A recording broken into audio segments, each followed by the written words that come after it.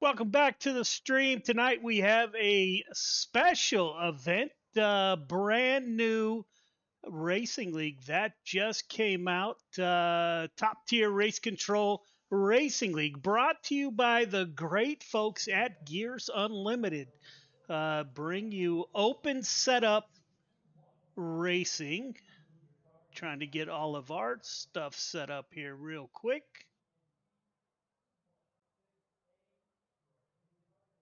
That's what we're looking for. So, welcome aboard. This is Gears Unlimited Friday Night Lights. We have open setup tonight. We start off with the street stocks right here at Bristol. We will follow that up with the limited late models and close out the night with the open set 358 modifieds. So, I'd like to thank the great folks.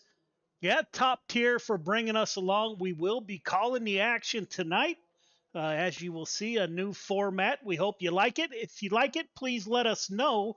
If we're doing something that you don't like, please let us know that also. This is a league that was created for the driver. So if you have any information or stuff you'd like to see different, please do not hesitate to reach out.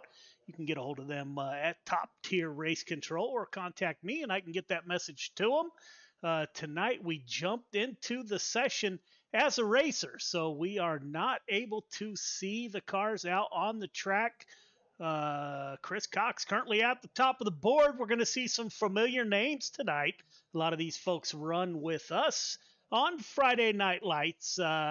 Chris Cox at the top of the board in a couple of our divisions. In that 515 car, the driver out of Des Moines, Iowa. He's at the top of the board, followed by Michael Vitale in the 213. And now Ryan Stillwell to the top of the board in the 09. Stillwell, Cox, Vitale, Ingram, Billy Roberts. Big shout out to Billy Roberts.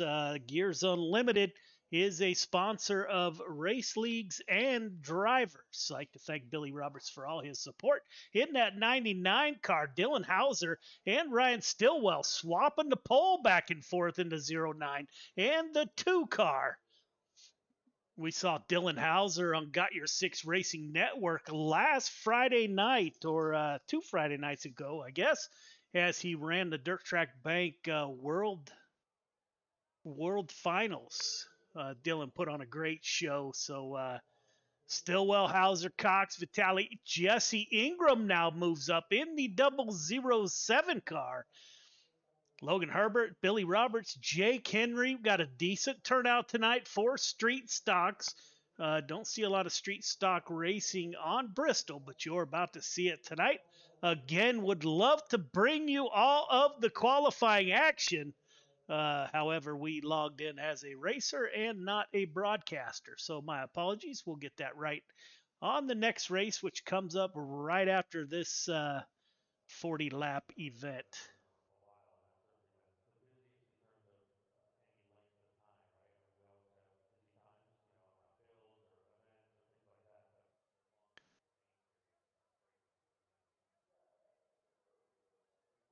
Again, tonight, top tier race control racing league. This is the first night. It is going to be a 10-week invitation only event. So if you're out there and you happen to get an invite from the good folks at Top Tier and you want to be part of the action, please do not hesitate to answer that. Great people to work for. And as always, Gears Unlimited, Billy Roberts, man, you can't do much better than that cat. So, yeah, welcome aboard. Getting ready to go. The format is 2 heat races. Then we'll go into a B main right into the feature. So we will see how the new format works out. Looking very forward to it. Kind of exciting when you open the first night of a racing league to see how everything plays out. We're looking forward to that.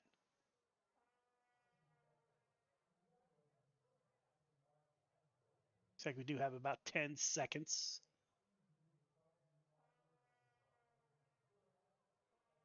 Ryan Stillwell still at the top of the board, followed by Dylan Hauser, Chris Cox, Michael Vitale, and Jesse Ingram.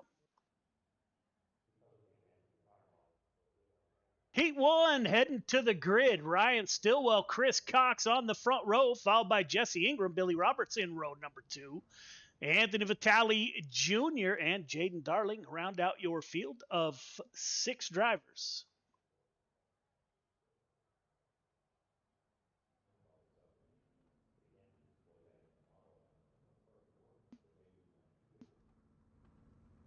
There's a good look at your field.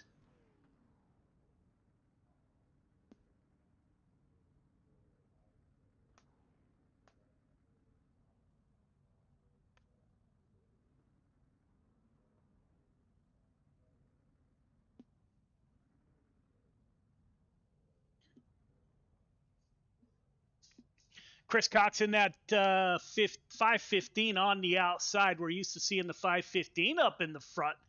Jesse Ingram in the 007 car. He will roll off in P3.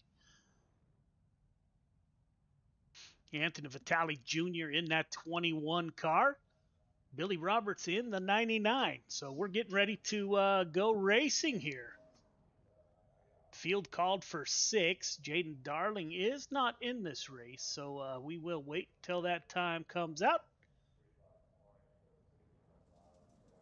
As the pace truck picks up the field, your pole sitter with your quick time tonight in the street stocks is Ryan Stillwell in that 09 machine. Got 10 laps for the heat race, trying to determine how these drivers will start in the feature.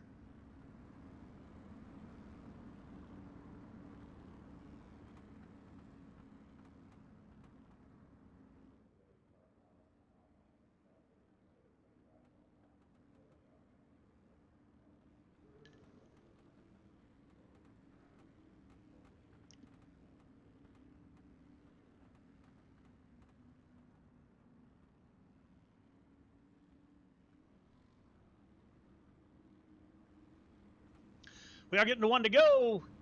Coming around, we are going to have 2 heat races tonight, a B main and the feature. Again, greatly appreciate everybody tuning in tonight. This new adventure that we're on.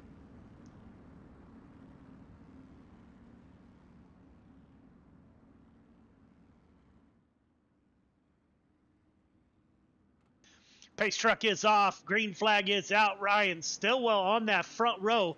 Doesn't get the best of starts. That's the 515 of Chris Cox to his outside. As the street stocks make it around Bristol, Stillwell in P2. Jesse Ingram in P3, followed by Billy Roberts in the 99. Now Anthony Vitale Jr., he's going to make a move for the 99. He wants that 4th position. Anthony Vitale Jr. races 358 Modifieds up in New York. We follow him on Facebook, so got some real experience behind the wheel of that 21 car. However, it's most likely not in a street stock. Up front, Chris Cox got a mirror full of the 9 car. That is your pole sitter, Stillwell. Stillwell took a peek to the outside. Chris Cox keeping it down low.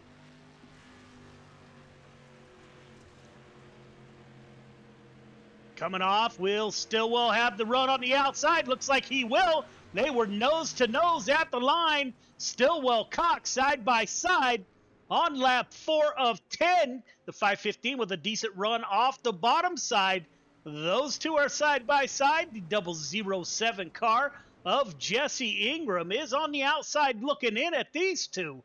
Good run off the top by Stillwell.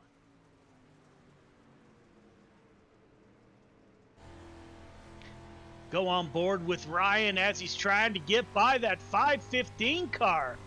We've seen Chris Cox many a times. The two make contact.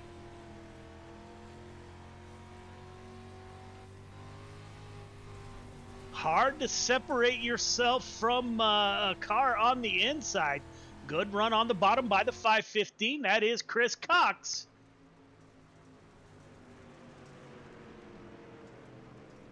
Working lap 6 of 10.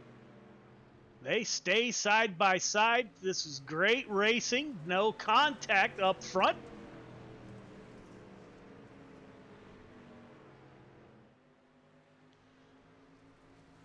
Stillwell with the slight advantage. Can the 515 get a good run off that bottom side? What will Stillwell do once he gets up to the lead here? As you see there, Cox battling back on that low side. It looks like Cox will get a run off the bottom of 2. However, Stillwell will get a better run. These two side by side at the line. Stillwell with a slight advantage over the 515 of Chris Cox on lap 9 of 10. 2 to go. The 007 of Jesse Ingram pulled right up to the rear bumper of the 515. Let Chris Cox know he was there. It's going to be a tight one at the line. We do have 1 to go. Stillwell takes over the lead. The 515 dives it down low.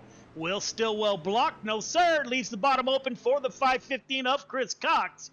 They got 2 more corners to settle it. Cox with a good run on the bottom side. Will that 9 car get a good run? They make contact. 9 into the outside wall. The 2 make contact.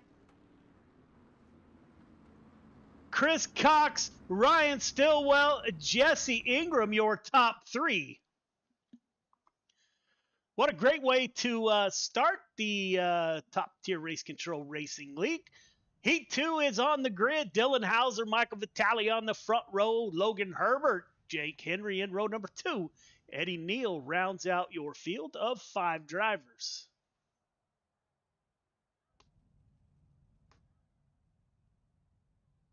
As always, a big shout out to that 213 car, and thank you for your service, prior Air Force member. It's always good to see Michael Vitale out on the track. Dylan Hauser in that 2 car will begin on the pole in heat number 2.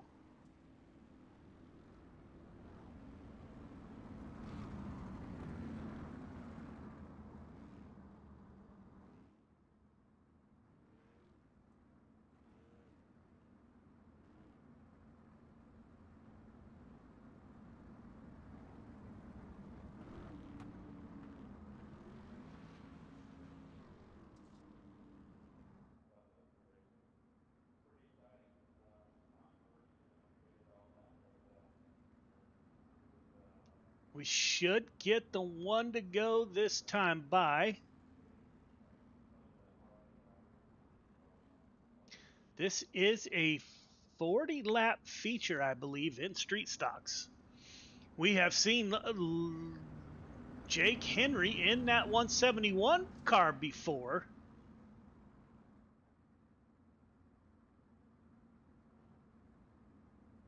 Michael Vitale on the outside of the front row. We saw the outside of the front row win in the last race. Can the 213 find that magic? Yes, he's got a stout competitor on his inside. That's the 2 car of Dylan Hauser. Green flag is out. We are underway.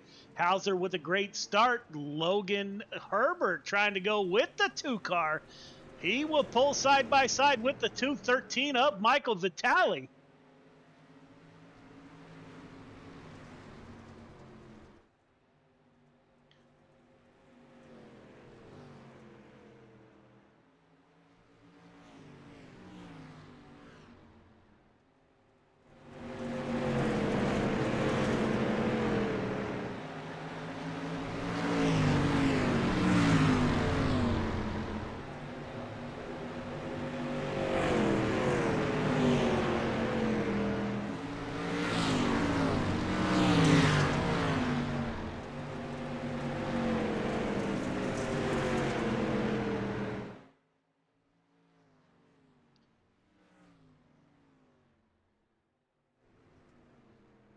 Dylan Hauser on the point. Michael Vitale, he's got about almost a second gap between himself and P1. That is Dylan Hauser.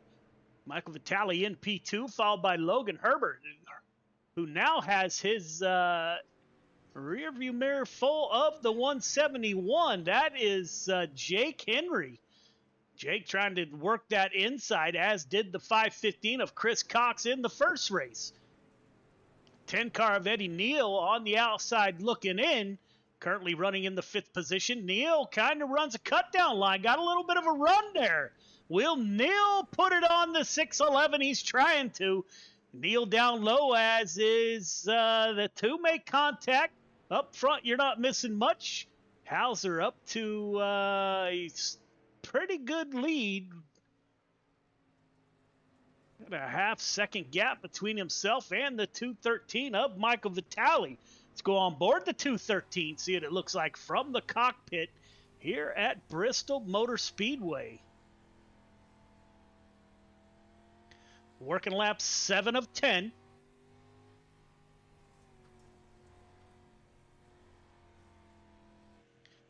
There's a look back to 3rd place, just coming off the turn 4. So they are a bit ahead of the competition to start off heat number 2. Hauser, Vitale, Henry, Eddie Neal is able to make the pass on Logan Herbert. Neal in the 10 car running a cut down line, kind of diamonding the corner when he had the room running behind these two. See if he can pull up to the back of that 171 car on lap 9 of 10. Herbert still holding a just over half-second lead between himself and the 213 of Michael Vitale. 1 to go.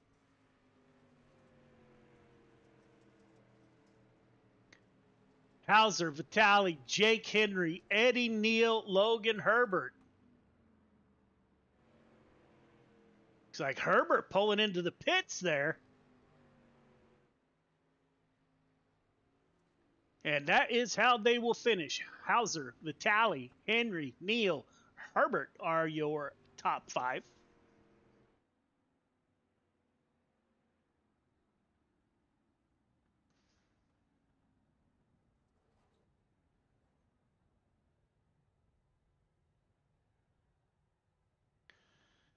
We will now go into a B main, I believe. We will see.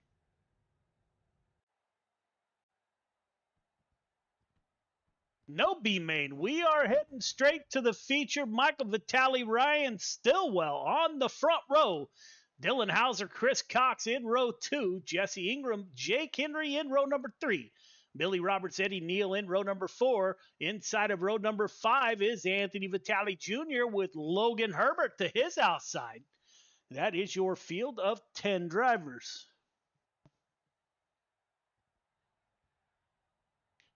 They do invert the top 4, so Vitale and Stillwell will benefit. Last thing the field needed to see is Ryan Stillwell. That is your quick time qualifier for tonight at the front of the field. 40 laps to get it done.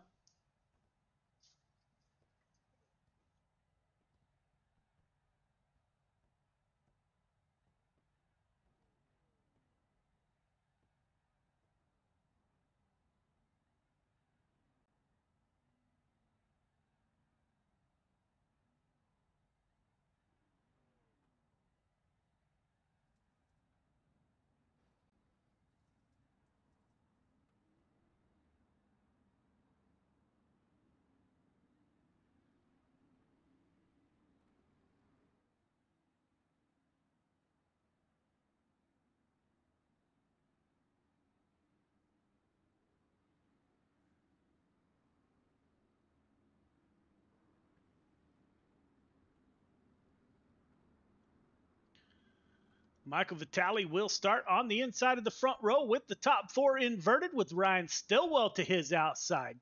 Chris Cox and Dylan Hauser will be on the second row. So we will see how this plays out. 40 laps to get it done.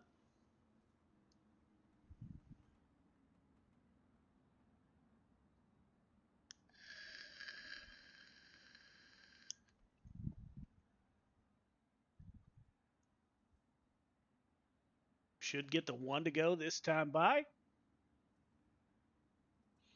Great heat races in the street stocks.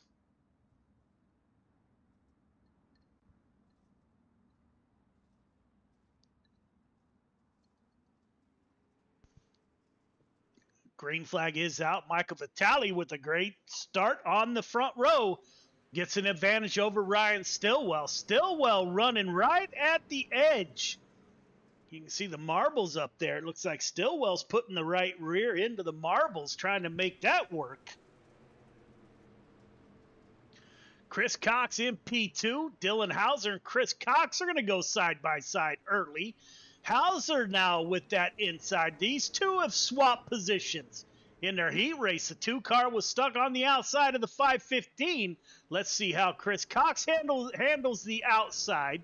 Jesse Ingram in the 007, currently in P5. Eddie Neal in P6. Logan Herbert in P7. Billy Roberts in 8. Anthony Vitale Jr. in P9. We missed the lead change. Ryan Stillwell to the point, followed by Vitale. Vitale about to get swallowed up. You got the 515 and the 2 car right behind the 213. Those two coming in a big hurry. First caution of the night comes out.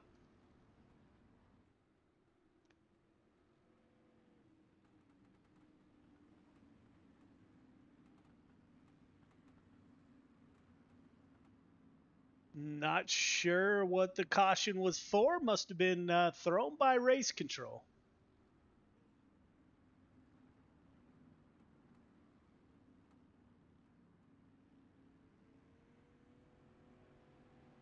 Now we're hearing that it is the 611 machine. There, he got into the back of the 10 car. That'll send Eddie Neal into the inside wall.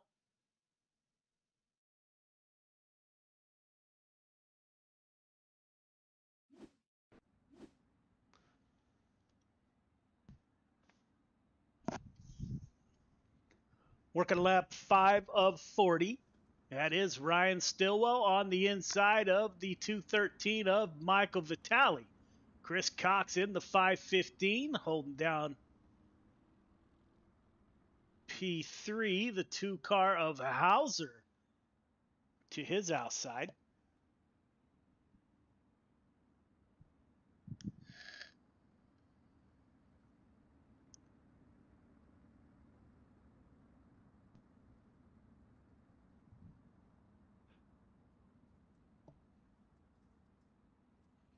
We will see how many laps we get under caution here.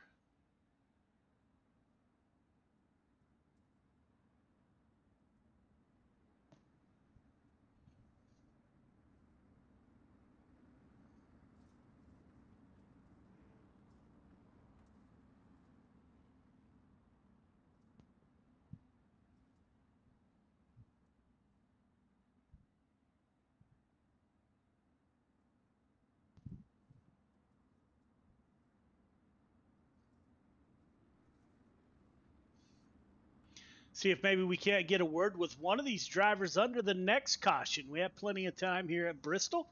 See if we can't make that happen. Not sure I can pull them into the broadcast booth, but we'll see if that is a possibility. If not, we'll get a word from the top tier race control guys on their inaugural night.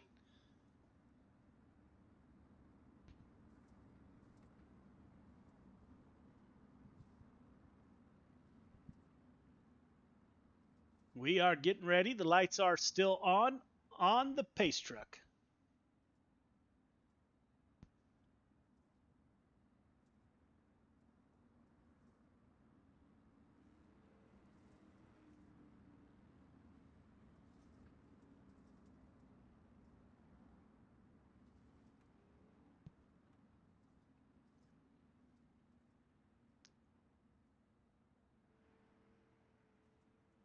Yeah, as you heard, they did give the lucky dog. It looks like that would be the...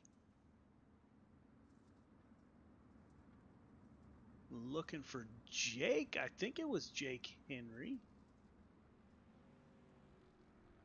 There is the 171 pulling up to the back of the field.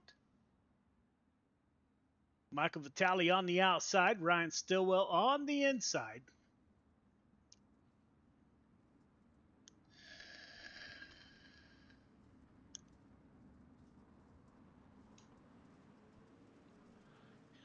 Great start by Stillwell. Vitale now, not a great start. He's holding up the 2 car. That is Dylan Hauser right behind the 213.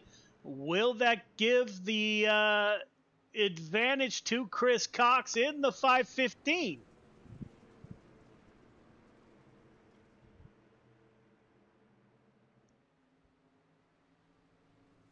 Those 3 are going to run side by side. As Ryan Stillwell, he gets out to the lead here. Got a half-second gap between himself and second place. Now Chris Cox is able to get it done. We're going to go 3 wide at Bristol as Hauser throws the 2 car. In between, he splits Cox and Vitale.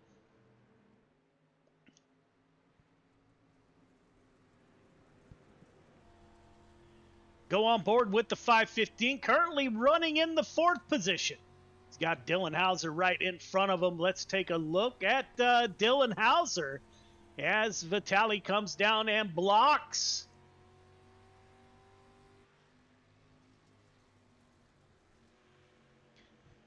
Hauser trying to put a move. He wants P2.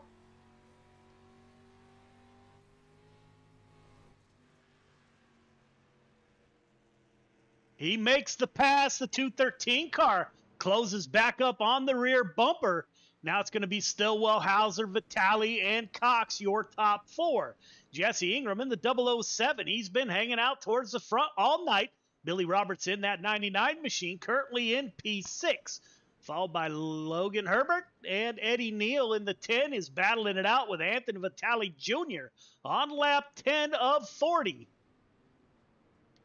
Up front, Stillwell getting it done, increasing his lead ever so slightly as Vitale and Cox battle it out. Those 2 side by side.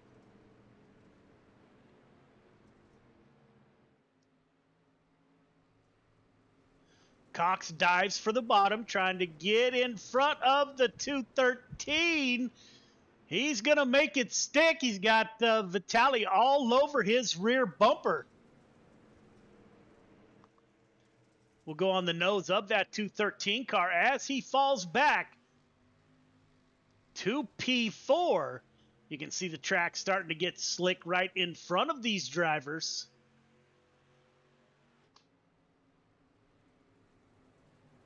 Billy Roberts running P6.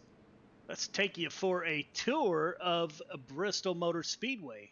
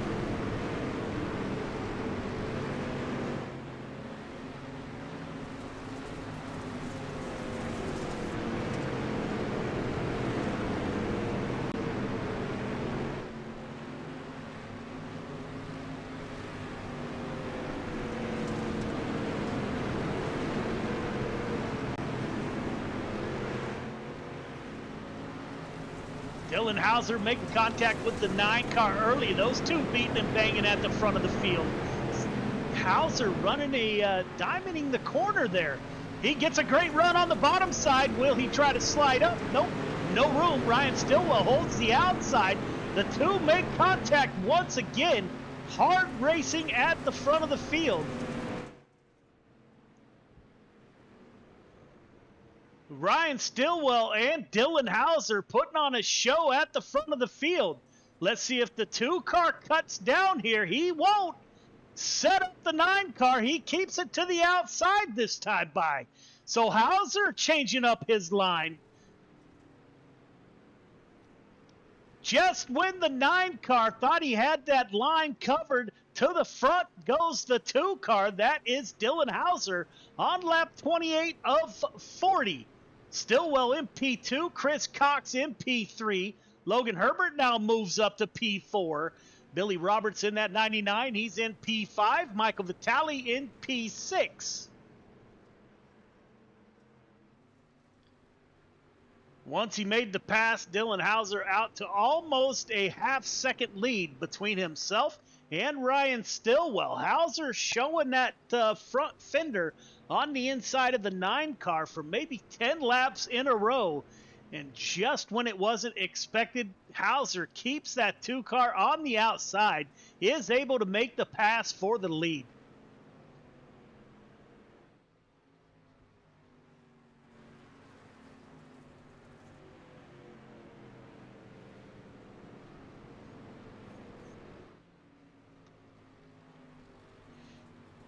Hauser and Stillwell.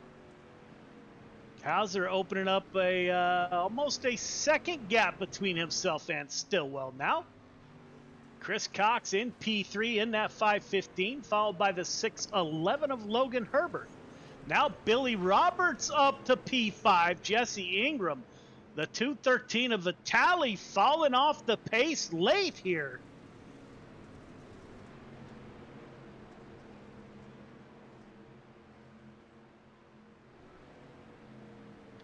The 99 car of Billy Roberts getting a good run off the top side. The 611 moves up high to cover it.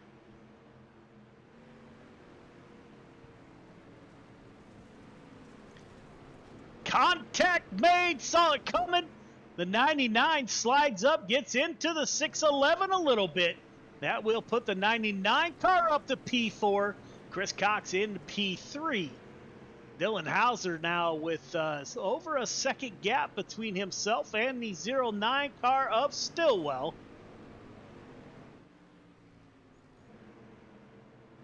On lap 35 of 40.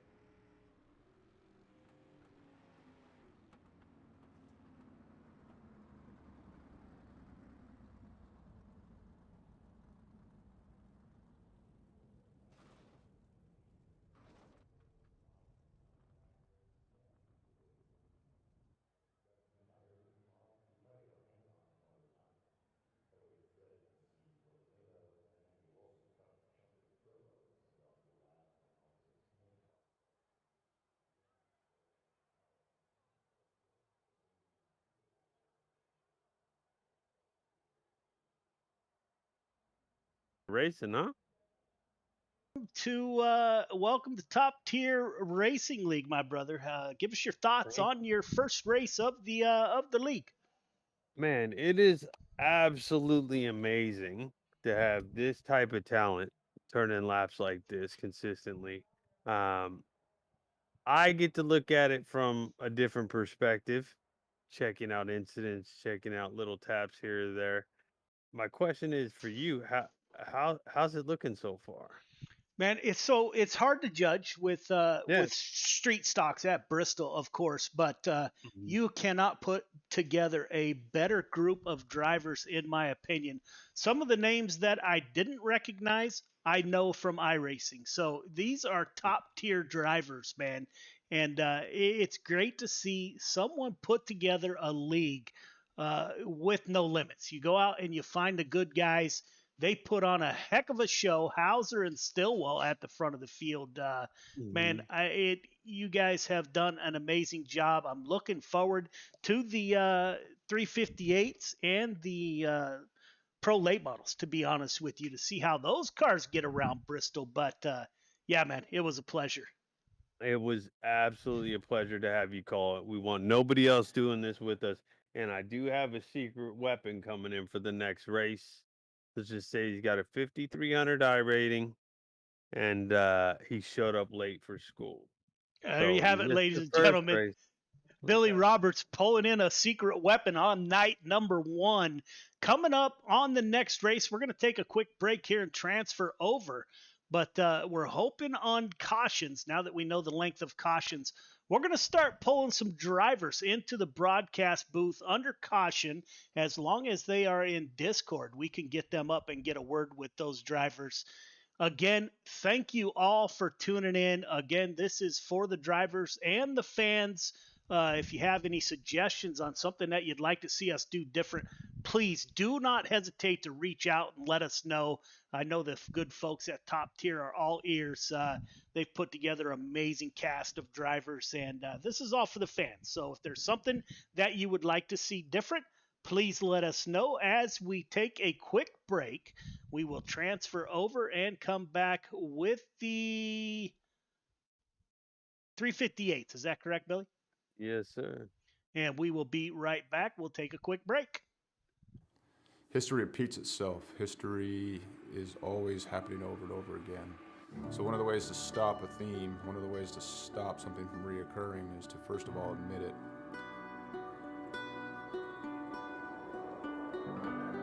It didn't take long for us to quickly realize that there was power behind Mission 22, power behind its brand, power behind its message, and power behind its people that represented it.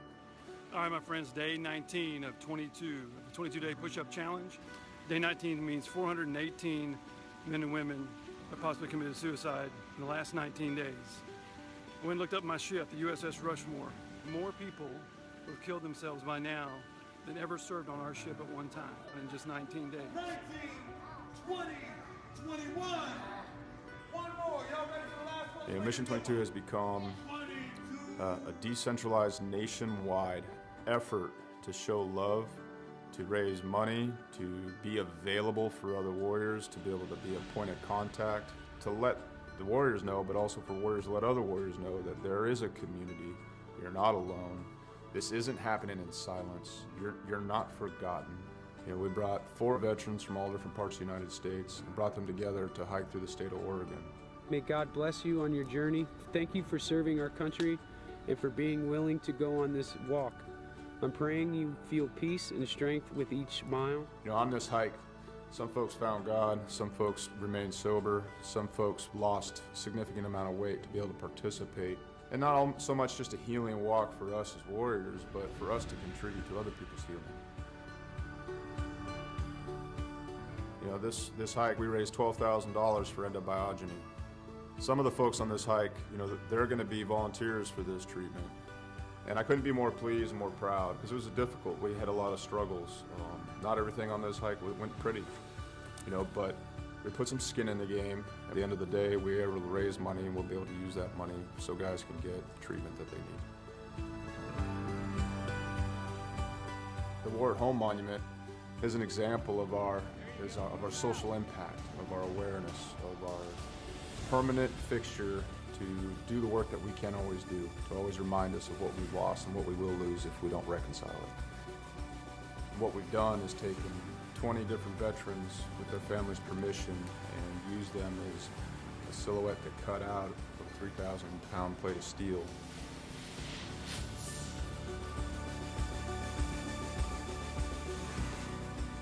These warriors are placed in a V, and this is to show the size of the problem. This is to show the empty space they leave behind. And it's also to be a constant reminder of what happens when we don't listen to the stories of the warriors that fought in our name.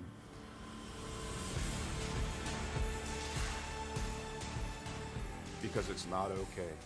It's not okay that everyone didn't know about veteran suicide. It's not okay that these things were a secret or left unsaid, or that it was shameful. It's not okay that it's shameful to suffer alone and suffer in silence, because if you ask for help, that you're no longer a warrior, that you're weak. Yeah. So I come back and I thought everybody else changed. So I pushed my family away. And it took a long time to really realize it because I didn't want to look internally. I got my Class A CDL and hit the road. I was on the road for about 8 years trucking. And this makes me think about how insignificant all of the major things going on are. I mean, what, 1 million years ago, that blew up. And, over time became this. Whether it's hiking mountains or building monuments, it takes a community to heal a warrior. Warriors didn't get damaged and didn't become separated from the sunlight of the spirit on their own. It happened in the name of this nation. We can change the way we think about war, how we think about warriors, how we think about ourselves, and what we think we're going to do in the American community. We can do it now. We can do it here.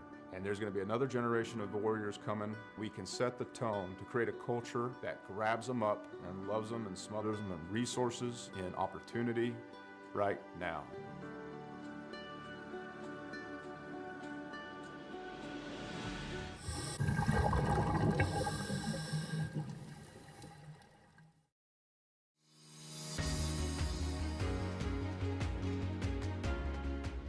My name's Nick Powers, and I'm the president and lead instructor of Warfighter Scuba. I'm a veteran of the United States Marine Corps from the years 2003 to 2007, with one combat deployment to Haditha, Iraq in 2006.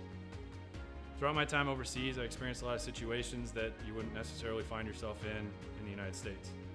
IEDs, getting shot at, rocket attacks, mortar attacks, you name it, it happened.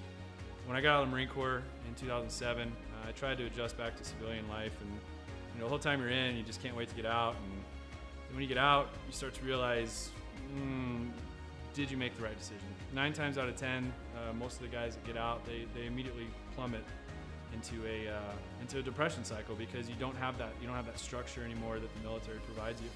And this hit me super hard.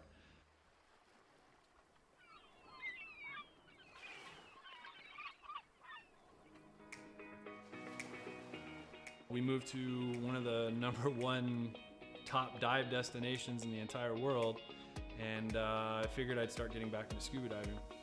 And after our first couple dives, I realized how peaceful it was underwater and how none of my problems followed me. You're just there in the present moment.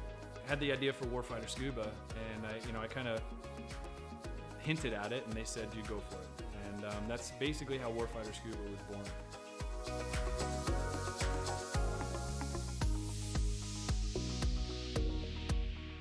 So Warfighter Scuba is a nonprofit. We're a 501c3 nonprofit with the IRS. We bring combat wounded veterans down to the Caribbean to teach them scuba diving to treat their wounds.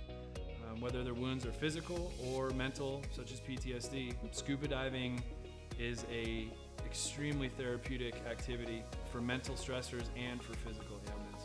Mentally, as soon as you go underwater, your body just reacts. It's not normal. You're not meant to breathe underwater. Automatically puts you into the present moment.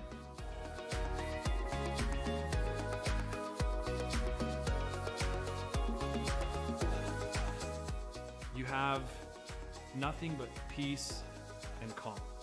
This ability to separate yourself from reality really allows veterans to find out what their trigger mechanism might be for their particular mental stressors.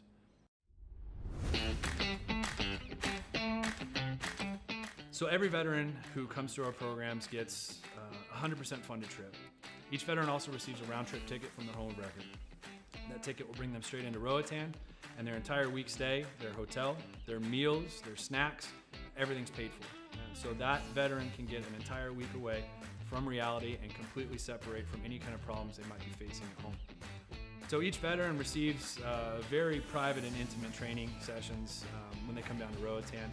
You know, we first start in the pool, we do some confined water skills, we'll then switch out to the open water dives. From that point on, it's not even training anymore, it's just fun. It's learning on a level that I don't think most people have experienced before. We do all the certifications for them that we can in a week at their pace, you know, from open water to full face mask to nitrox. Every trip that we have, whether it's one veteran or 4 veterans at a time, we just have a blast. You know, there's no bad karma. We've seen sharks, we've seen turtles. I mean, we've seen 4 eagle rays at once. I mean, just the things that happen when we're in the water together are truly, they're just unbelievable. The dedication that these vets have now to scuba diving and to wanting to come back and to help other veterans experience what they've experienced, it hits me in the heart more than most things have ever hit me in my heart.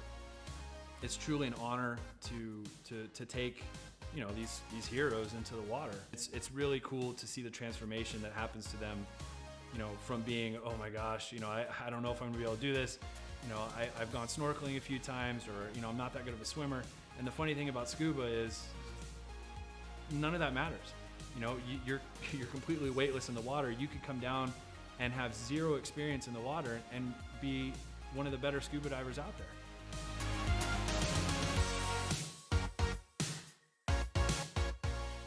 So as with all nonprofits, we rely solely on generous donors such as yourselves.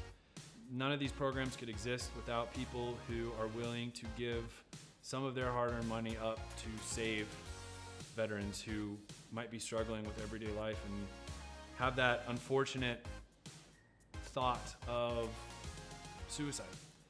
100% of every dollar that's donated goes directly to the veterans. I personally, myself, I do not take any kind of money. All my time is donated. There's no salary to anybody who's on the board or any staff positions in Warfighter.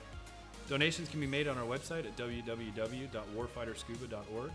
And remember, every donation is 100% tax deductible.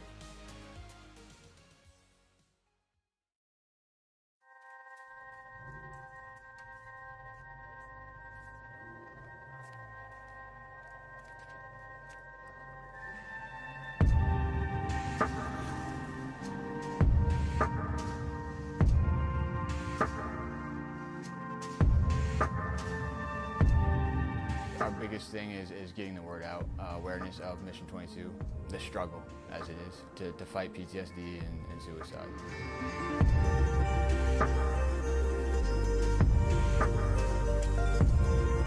My name's Corey Decker. I'm the state representative for Mission 22. The issue has been great. We got a bunch of great guys that have gotten together and decided to create this rally. The word's getting out, and it's turned into quite an event where we can actually help a lot of veterans.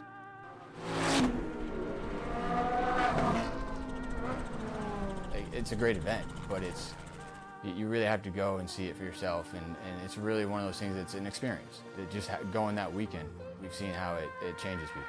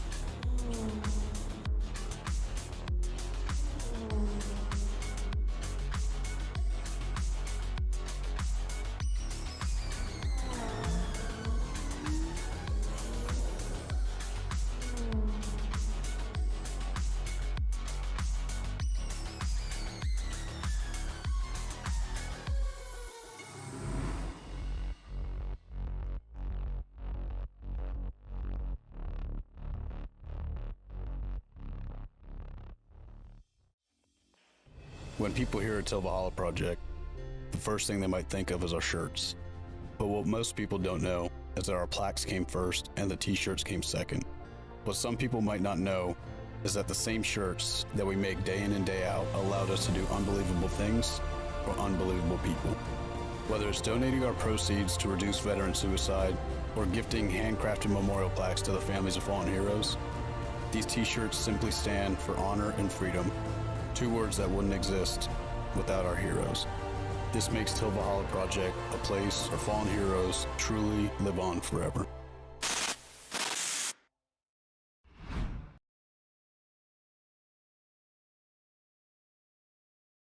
The goal at any given race is, of course, to win. And CrowdStrike, AWS, and DXDT were fortunate to achieve championship-winning results in 2020. We're extremely proud to be partnering with Operation Motorsport through our racing initiatives. Their program seeks to place military veterans in various positions inside a real racing team. The experience aids in their retraining, recovery, and rehabilitation. So my name is Chad Failing. I'm a staff sergeant retired out of the United States Army. I am with Kevin Boehm under DXDT. You're getting creative. You're getting taught to think outside of the box. We couldn't be more proud to be affiliated with this great program. In the spirit of giving back to the community and creating meaningful opportunities, we're committed to building a diverse motorsports platform with the amazing men and women who have served our country.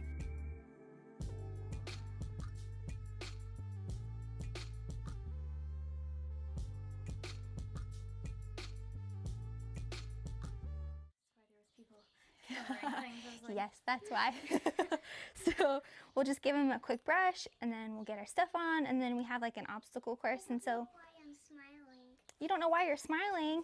We always smile. Smiling's the best.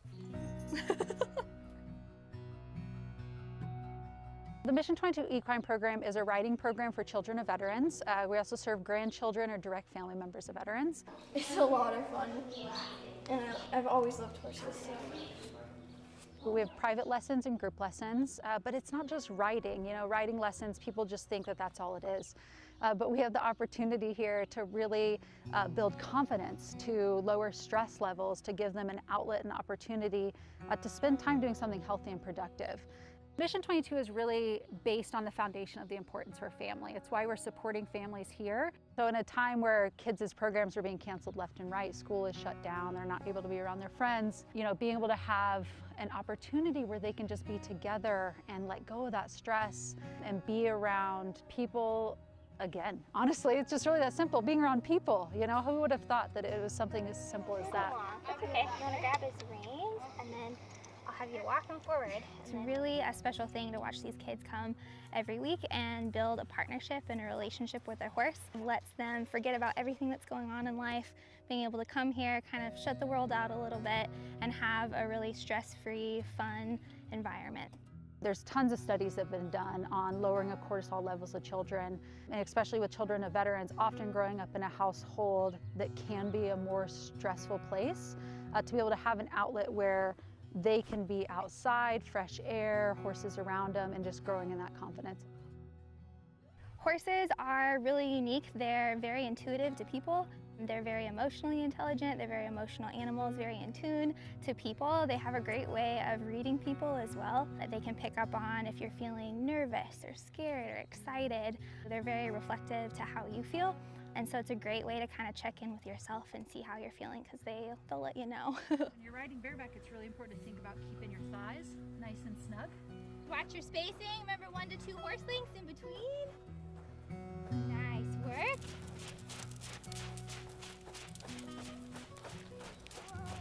Yep, then you're going to go through the blue barrels and you can weave through them and you can walk through them. Before we came to Central Oregon, we were based out of Portland. So we were renting an office in the city, we were having to pay to board horses, and it was getting to be exceptionally expensive.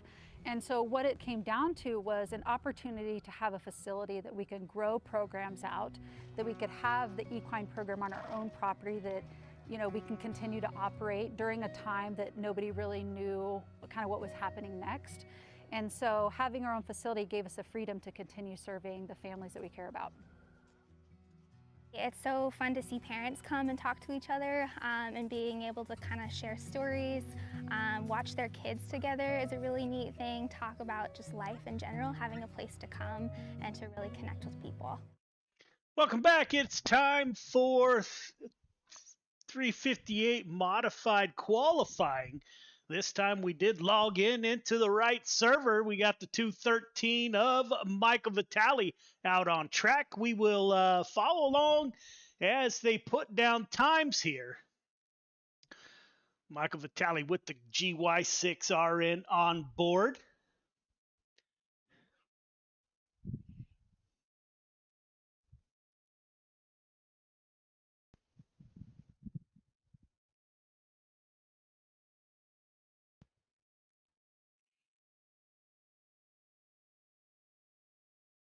Top of the board for the 213. That didn't last long. Logan Herbert in that 611 at the top of the board, followed by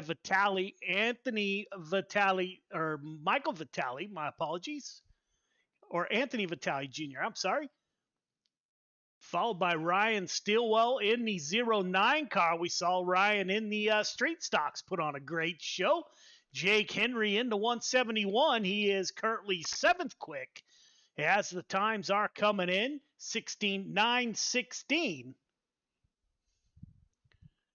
Grant Wesley with us in that 88 machine. Driver out of Evansville, Indiana. 8th quick for Wesley. Jesse Ingram in the 007 out on track.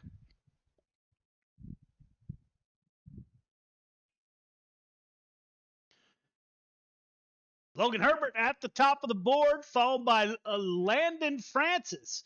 As we heard Billy Roberts, that is the ringer. Dylan Hauser times in with the 3rd quickest lap. Billy Roberts rounds up P6. Eddie Neal currently out on track in the 318, 8th quick. Grant Wesley still out on track in that 88 machine. While we're waiting, let's see if we can't get a word. We can find Michael Vitale. Let me look through my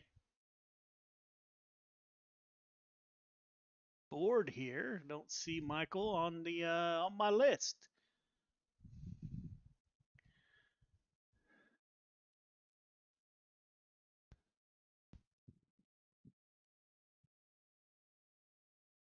Ryan Stillwell, this is Joe. You got me? Ryan Stillwell, this is Joe. You got me? Hey, man, you're live on the air. We didn't get a chance to talk with you after the street stocks. We're watching your teammate, Grant Wesley, out on track currently. I'm going to assume he's your teammate, man. What are you looking for tonight in the 358s?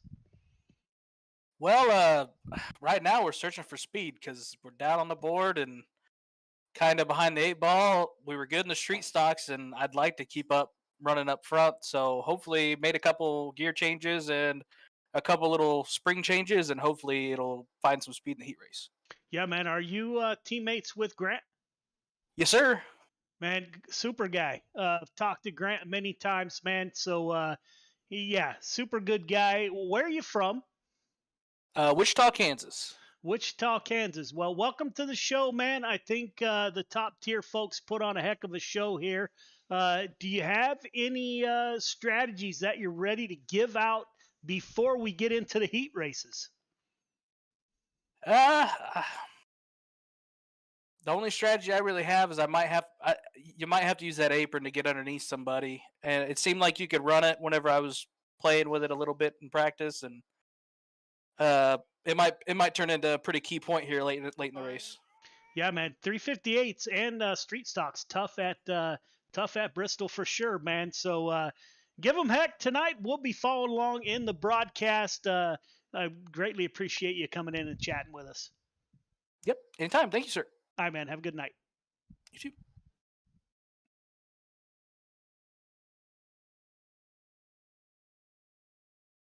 That was Grant,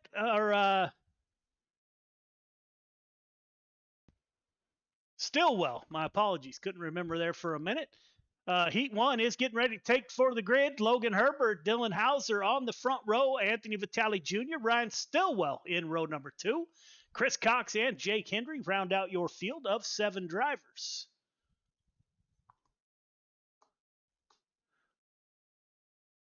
So we just talked to Stillwell. He will roll off P4 in that 09 machine. Try to get a word with a lot of different drivers throughout the night.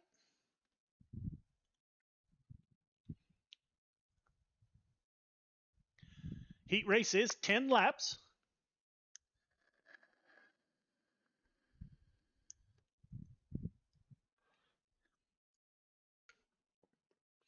Pace truck is off, leaving Logan Herbert. We saw Herbert in the street stocks. He's got the street stock winner. That is Dylan Hauser to his outside.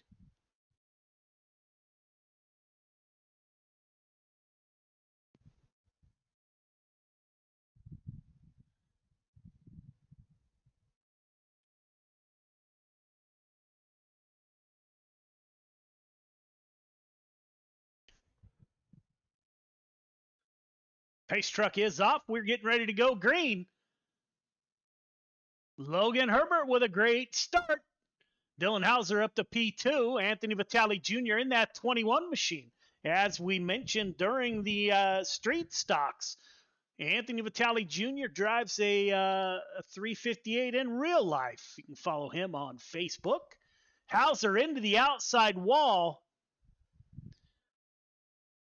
Herbert, Hauser, Vitale, Chris Cox, followed by Ryan Stillwell. You heard those cats are looking for some grip or looking for some speed. My apologies. They probably have plenty of grip at this point. Logan Herbert opens up a almost half-second gap between himself and Dylan Hauser. 358 Modified's getting around the track quite a bit quicker than did the street stocks.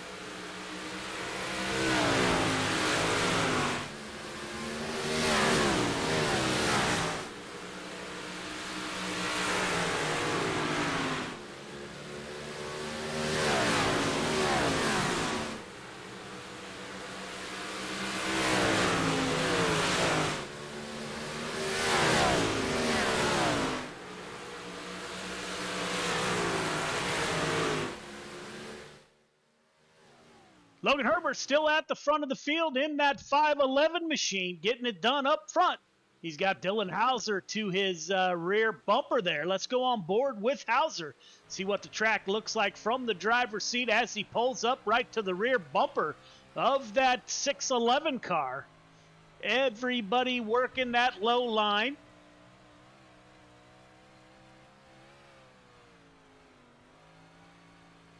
You can hear Hauser working the throttle there. Looking back, the top two have pulled away from Anthony Vitale Jr. by a pretty good margin here. Vitale Jr. about to be under attack from the 515 of Chris Cox.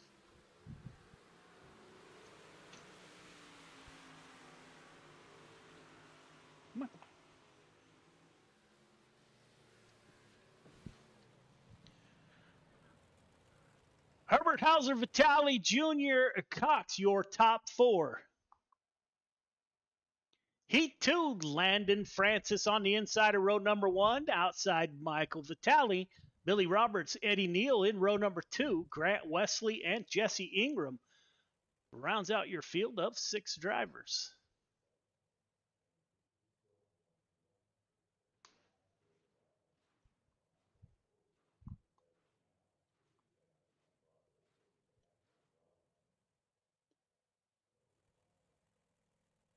There is your leader. That's Landon Francis, as you heard Billy or Jaden pre-race as he talked about that 847. It looks like from the top of the car.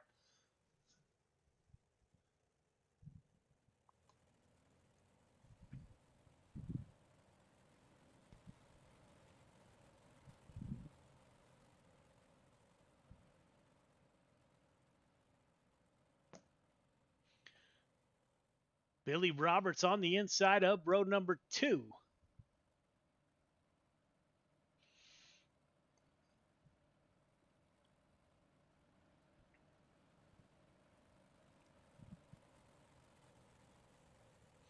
As always, you've got to thank the 213 of Michael Vitale for his service to our country in the United States Air Force. We got contact early.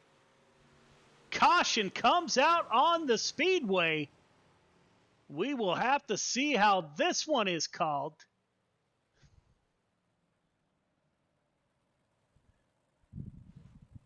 See if we can't get a word with the 88 machine. While we are under caution, the 88 machine, that is Grant Wesley, the driver out of Evansville, Indiana. Grant, this is Joe. You got me? Hey, Joe, I got you. Man, great run. What are you looking for here? You're up one position to 4th. How's the track looking? How's the race playing out so far? Yeah, to be honest, I'm not 100% sure yet. I was working late tonight and just jumped in the server here. Don't have too many laps here at this track in quite a while, so I just threw a setup in and gonna hope for the best. Yeah, man, we were talking to your teammate there, and he said you guys were looking for some speed. So, man, hopefully that comes to you, and I hope all is well in Evansville, my friend. I wish you the best of luck. Yeah, I appreciate it, Joe. Thanks. Yeah, man.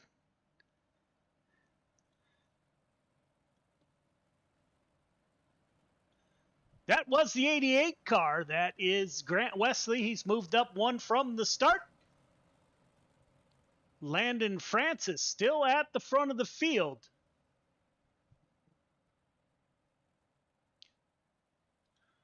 Michael Vitale on his outside, so the 213 able to hold down that front row. Of course, we are only on lap 4 of 10.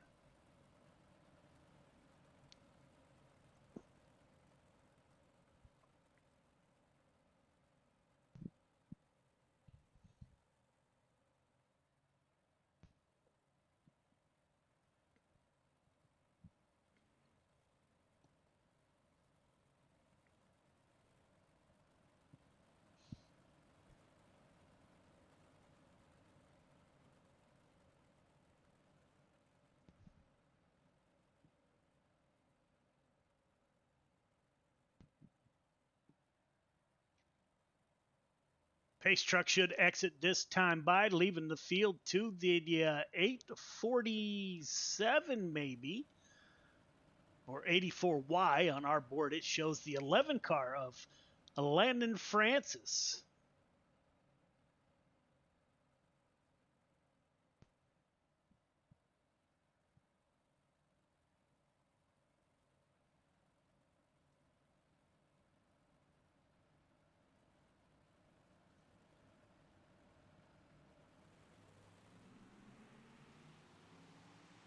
Green flag is back out. We're underway. Landon Francis to the point. 213 of Michael Vitale in P2. Billy Roberts in P3. Those are your top 3. Grant Wesley battling it out with Jesse Ingram in the 007 machine.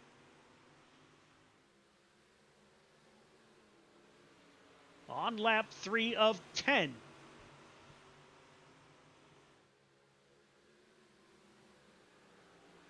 Go on board with the Gears Unlimited car of Billy Roberts as he closes in on the rear bumper of the 213. Billy Roberts running about a half car length higher than is Michael Vitale in the 213.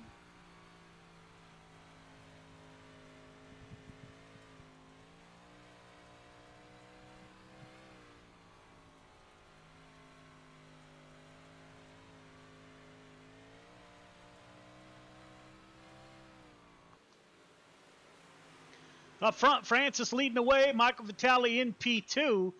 Francis extending his lead ever so slightly each lap. Still right at a half second now as he gained ground there at the exit of, I think that was turn 2.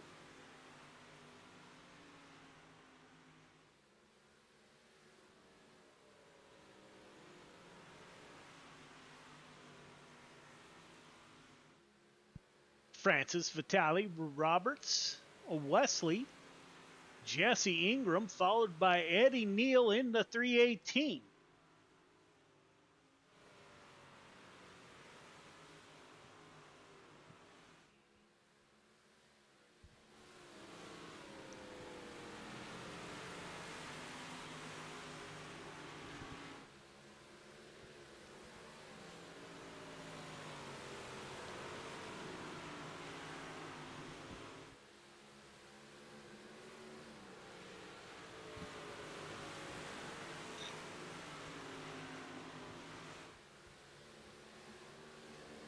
One lap to go. Francis leading the way. Michael Vitale in P2.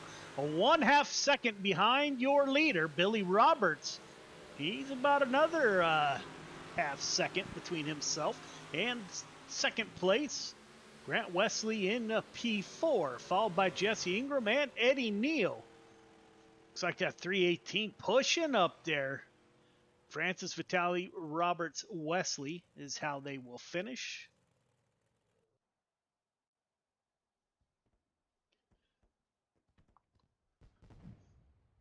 We are about to go feature racing. Michael Vitale, Dylan Hauser on the front row, followed by Landon Francis, Logan Herbert in row number 2, Anthony Vitale Jr., Billy Roberts in row number 3, Chris Cox, Grant Wesley in 4, Ryan Stillwell, Jesse Ingram in 5, Jake Henry, Eddie Neal round out your field of 12 drivers.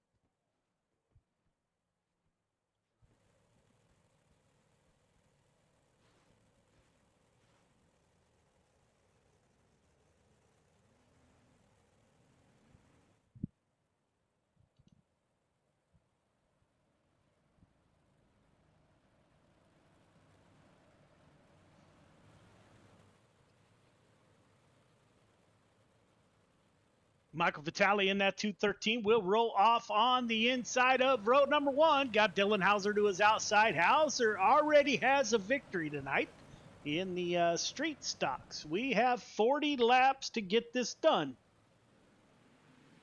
Green flag is out. We are underway.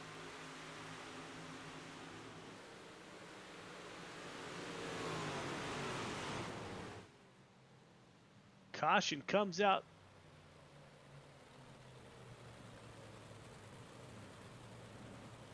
Looks like that caution thrown by race control.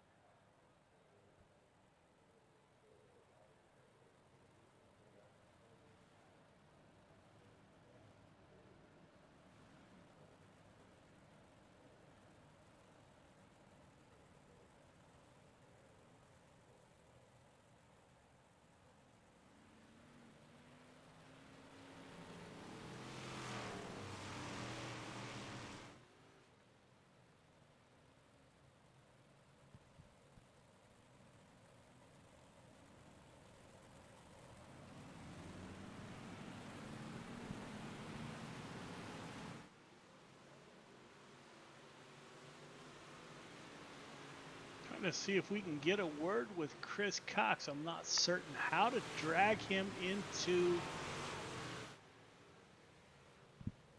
the broadcast booth, so we'll have to work on that.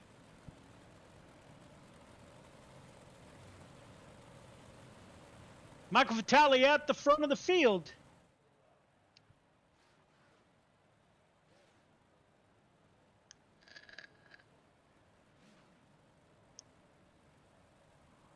Got Dylan Hauser to his outside.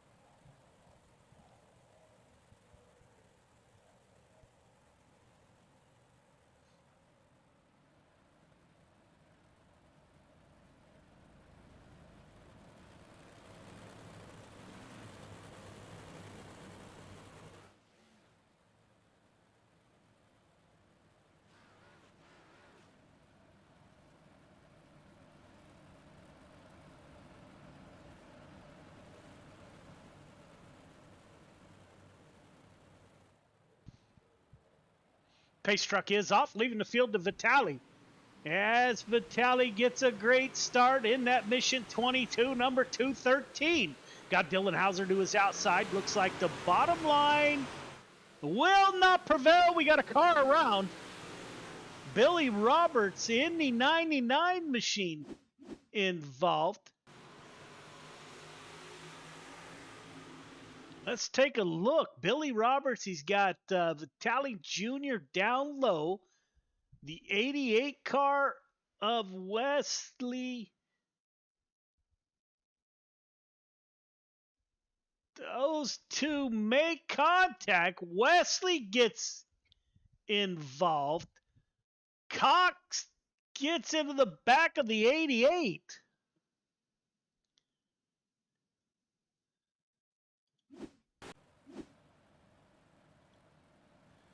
Let's see if we can't get a word here with Chris Cox. Maybe we can get a word real quick.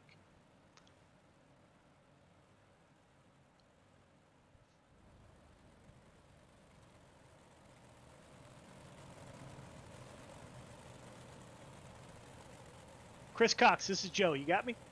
Yes, I do. Man, how's it going? Walk us through it. You were just involved in an incident. How bad's the car? Car seems fine. Just, probably need a few shorts. That was a little sketchy. Otherwise, yeah. So you got a familiar face in front of you in that 88. How do you see the night playing out, man? What's your strategy? I'm just going to kind of keep her going straight, and wherever I end up is where I end up. I'm not very sure about these cars here. I haven't got many laps here lately, so yeah, I just kind of threw a last-minute setup together, and this is what we're digging with. All right, man. Good luck getting back to it. Yep.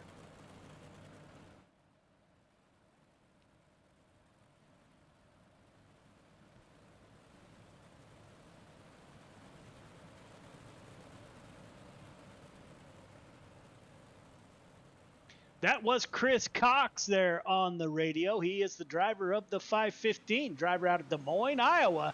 Currently sitting in, let's see where Chris comes out, P7. Michael Vitali at the front of the field. He's going to move that 213 up about a half car length. That 611 is digging down low. That's Logan Herbert. He's the first car to give that bottom side a look, as the 88 of Grant Wesley now pulls up alongside. Michael Vitali Jr., he's going to take it 3 wide. We have a battle for the lead. Hauser, Vitali Jr., looks like Hauser will have the advantage.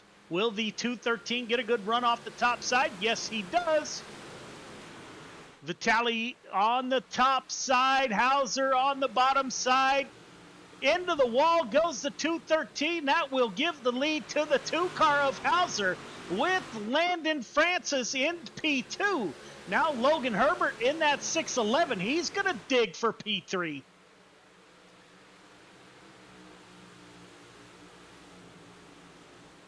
'88 car of Grant Wesley figured something out, as the 88 has moved up 3 from the start.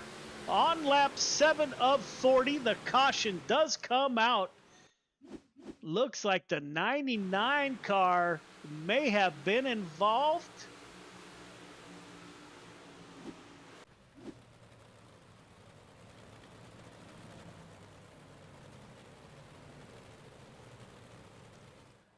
Dylan Hauser on the front row. That's bad news for the rest of the field. See if we can't get a word with Jesse Ingram here.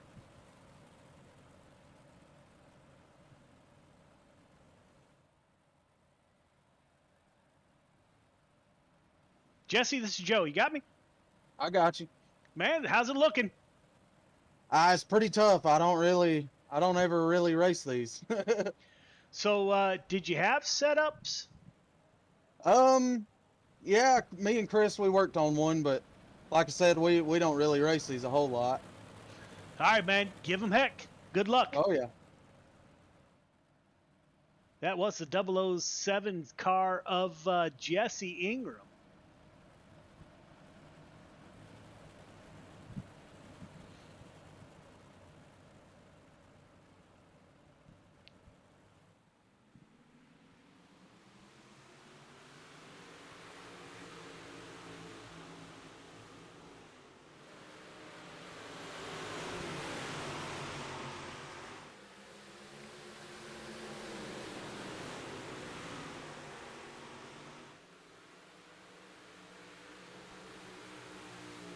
Dylan Hauser at the front of the field in the 2 car, followed by the 84 of Landon Francis.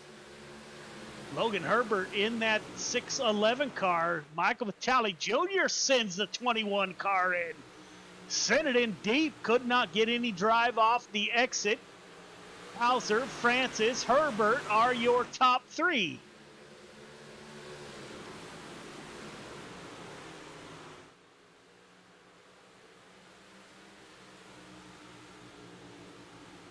Let's go on board with Landon Francis as he tries to figure out a way around the 2 car. Pulls up to that left rear.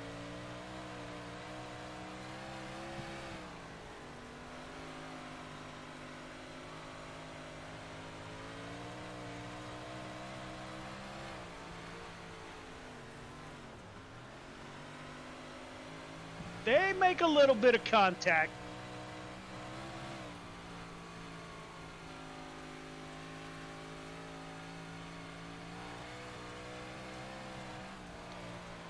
Oh, it looks like Hauser got into the outside wall. Will that open the door for Landon Francis? He dives for the apron. Can he make that work? He will slide up. Crossover coming from the 2 car. Landon Francis using every square inch of this track as he dives for the apron. Anthony Vitale Jr. moves up to P3. Logan Herbert now falling back in the grasps of Grant Wesley.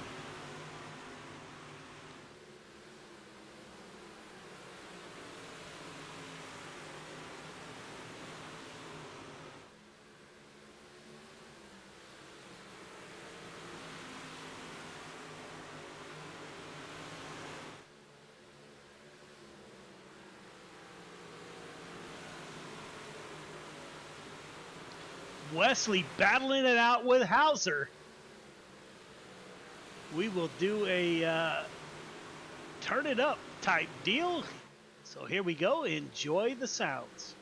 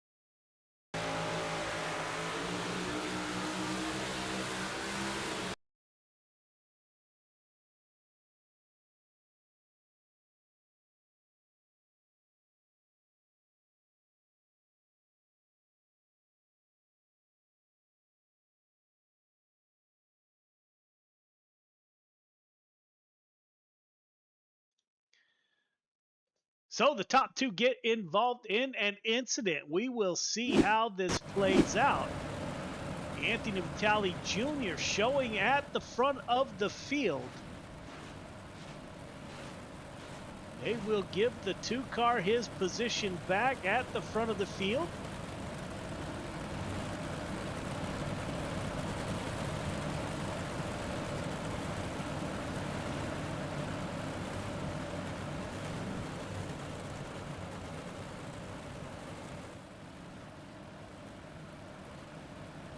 We will go 2x2 at the start.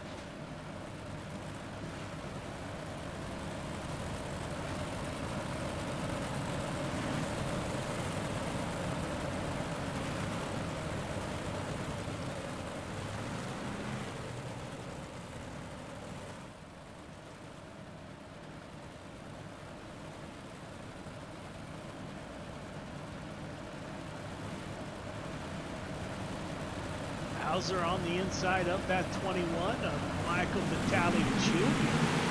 Good restart by the 2-car.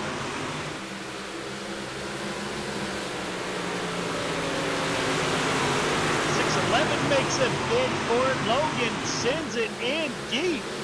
Cannot quite get the run. He passes Michael Vitale Jr. Now Grant Wesley in the mix as Dylan Hauser pulling away from the lead. Logan Herbert in P2, Vitale Jr. in P3. Grant Wesley in that 88 machine, driver out of Evansville, Indiana. GY6RN logo aboard, greatly appreciated. Michael Vitale in the 213 behind the 88 machine, also with the GY6RN on board, greatly appreciated fellas. 611 pulls up to the rear bumper of the 2-car. 2-car into the outside wall. Logan Herbert will dive down low. Can he make it stick? We'll have a crossover coming. Can the 611 hold on to the lead? Hauser will get a good run off that bottom side. Now the 611 into the outside wall.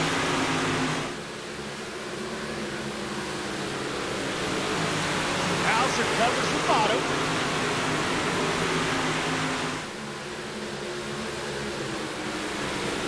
Anthony Vitale Jr. They make contact.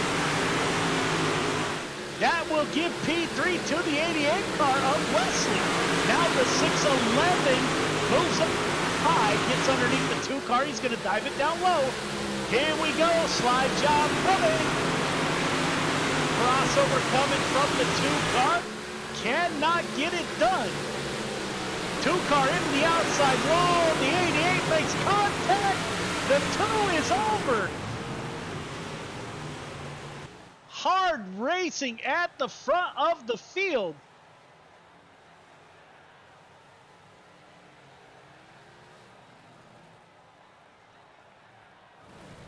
As the 611 takes over the lead, Grant Wesley, we talked to him during the caution. He will take over P2. Not sure how that car is running. Let's take a look here.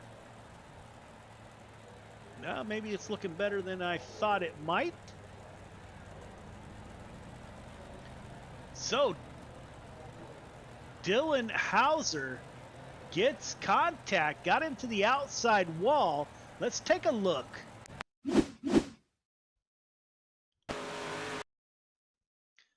We'll take a good look from the far chase cam. As the 84, that's not the one we're looking for. Let's move ahead to this one.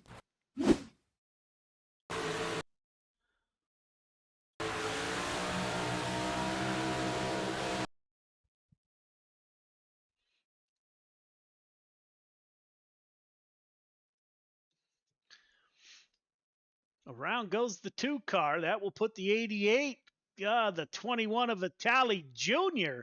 finishes the job. Michael Vitale gets into the 21.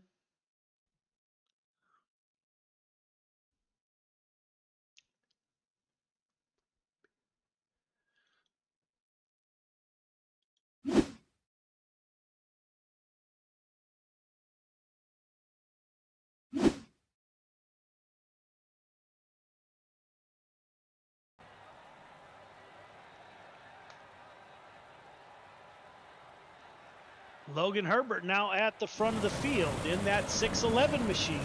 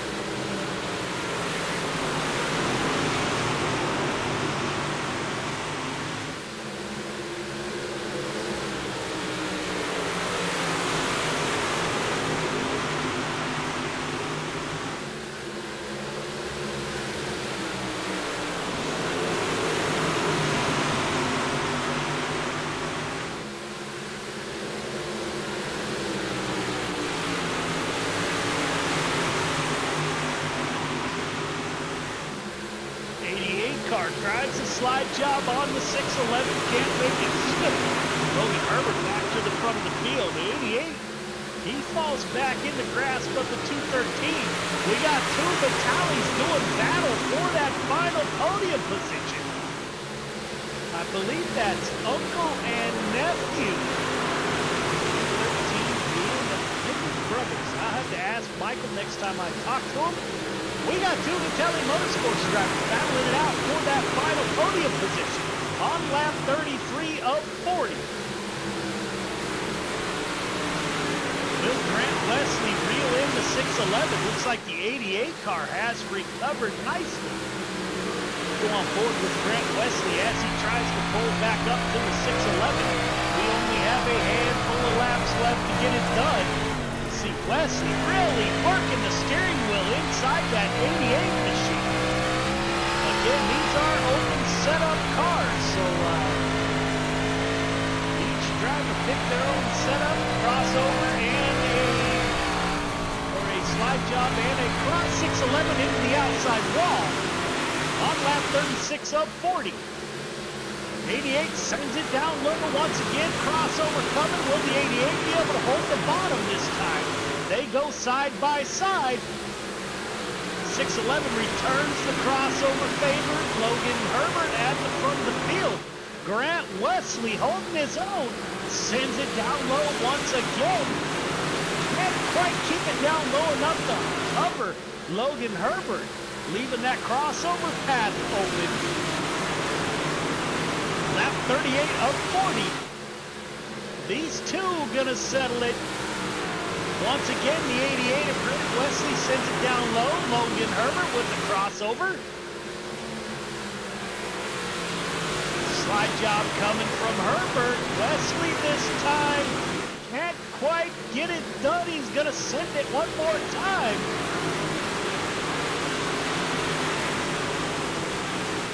Last lap side by side at the line. This lap will settle it all. Grant Wesley in the 88. Pulls down low, takes a look. Herbert will cover the bottom. Will Grant Wesley try a crossover from the top? He will close. Slide job coming. He's on the apron. Can't get it done. Logan Herbert in the 611 will cover Wesley. Anthony Vitale Jr. and Michael Vitale are your top four. Landon Francis falls back to top five. Another great show by Top Tier Race Control Racing League.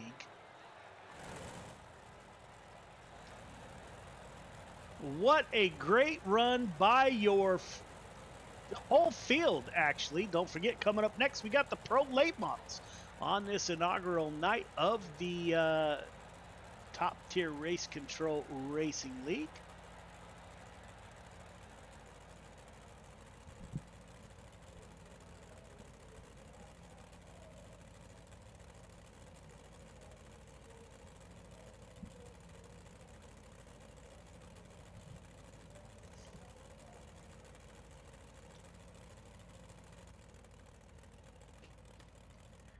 We will not speak with the drivers. So there you have it. There is the second race. Drivers put on a heck of a show. We are getting ready now to switch over to the nightcap. Those are the pro late models. So we will be right back.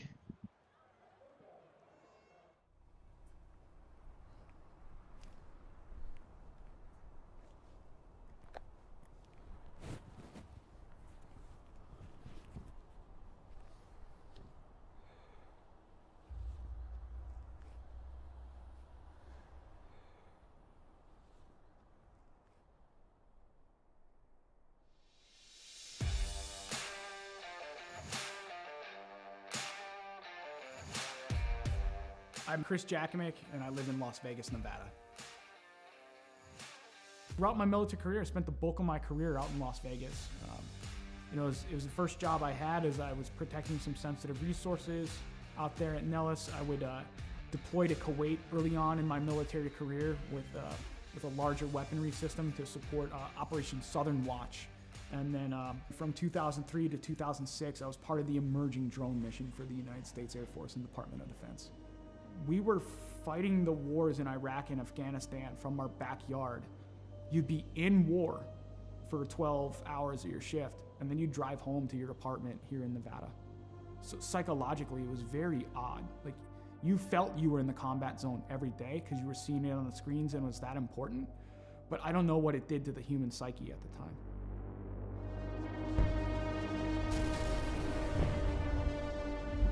Some things would kind of happen in my personal life after that would change a lot.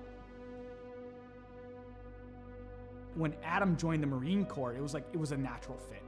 Anybody who joins the military, especially after 9/11 happened, you're looking for that purpose. I think that's why he made the choice. It's like, let me go be a Marine.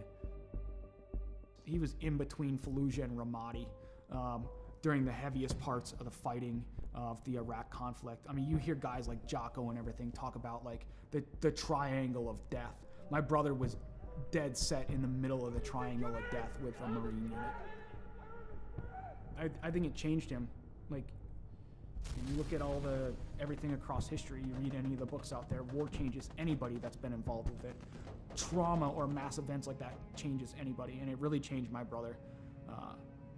And I get that call. I get the text actually from my stepmom. It's like, I need you to call me as soon as possible. Something's wrong with Adam. All right. Didn't think anything of it. And I'm about to pull off the highway to go celebrate and have some pizza with my classmates. And she's like, Adam's dead. Adam's dead. He had died by suicide that day. 25th of July, 2017. And it changed my world forever. I think that was the first time I saw or heard someone broken through the phone. There was a time where I was concerned that he wasn't going to make it. There were times I thought, we're going to have to camp out outside of his house, or we might get that phone call. Are we ready for that phone call?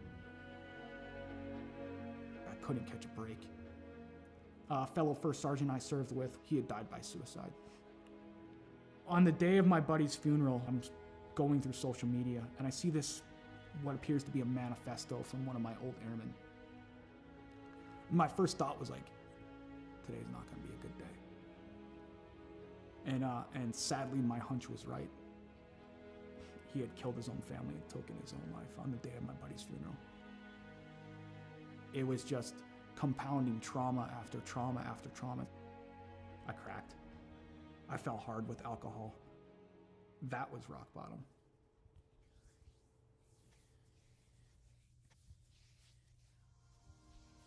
I first heard about Mission 22 just by like surfing the internet and looking on there and seeing some of the programs that they had available.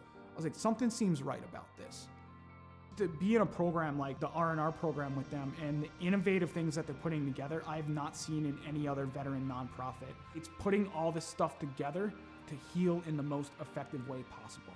They're making you do a lot of the hard work through reading, through audiobooks, through physical fitness, through nutrition, open discussion, critical thinking, neuroplasticity and cognitive feedback to where you're developing the brain more.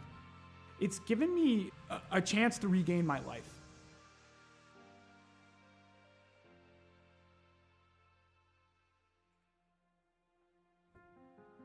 Cycling's been a big part of my recovery. Is around the time I retired, a little over a year ago, I set forth, as like, let me set this goal to ride 2,020 miles in 2020 for another veteran nonprofit that supports Gold Star families and those lost either to accident or to suicide.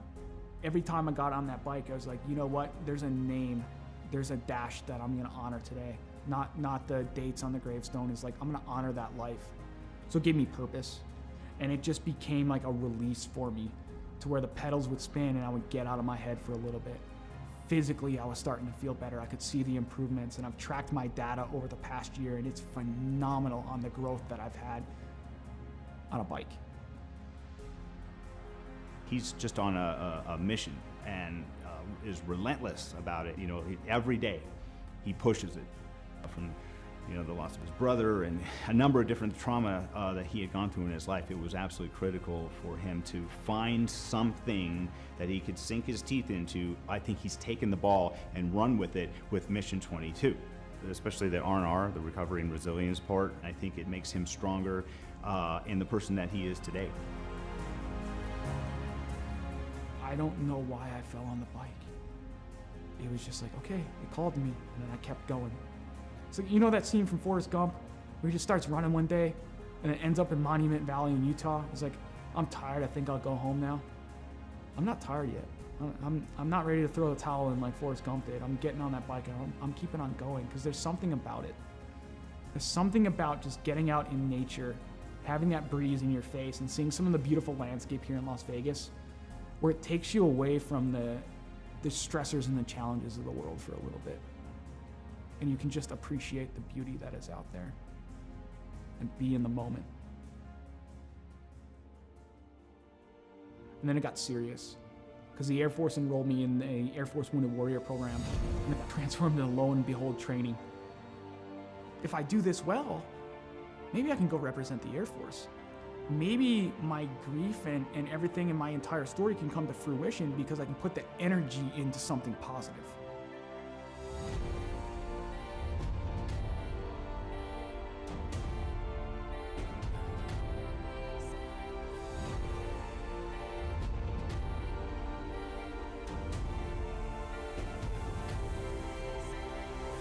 If I made the team, I'd just be overwhelmed with emotion. I suffered a lot of my trauma because of my military service, but at the end, it's like, I gotta be grateful that I'm allowed to compete in this, because there are others who didn't make it home or lost the war at home. That's what it's about.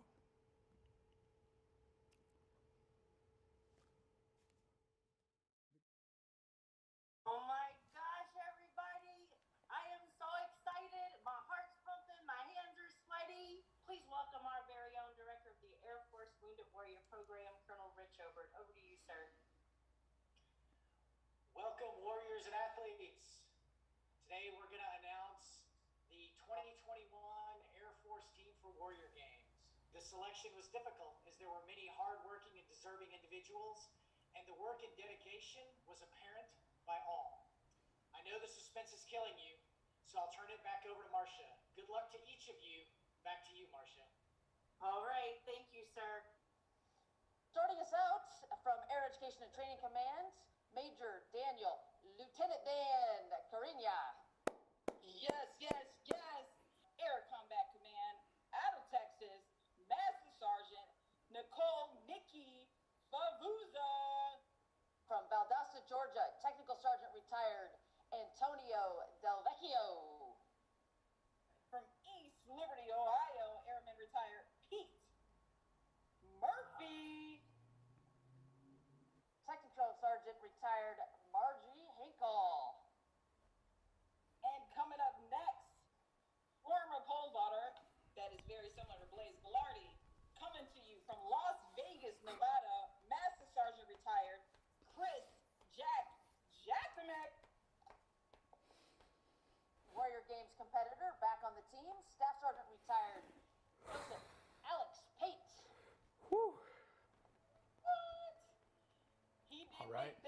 Today he's gonna do big things. Coming to you from St. Henry. Wow. We look at Mission 22 and we see all the shirts, we see all the flags out there. I don't think enough of the people understand how big the programs actually are and how that is actually in there. And like, I'm a benefactor from the donations of these private donors that are there to allow me to live life, to improve life for not only myself, but for friends, for fellow veterans, for my children, for my girlfriend, for my family, is to be that, to say, you know what? We can keep going at the end of the day. We can keep going, no matter how hard it gets, no matter how difficult life becomes, we can keep going.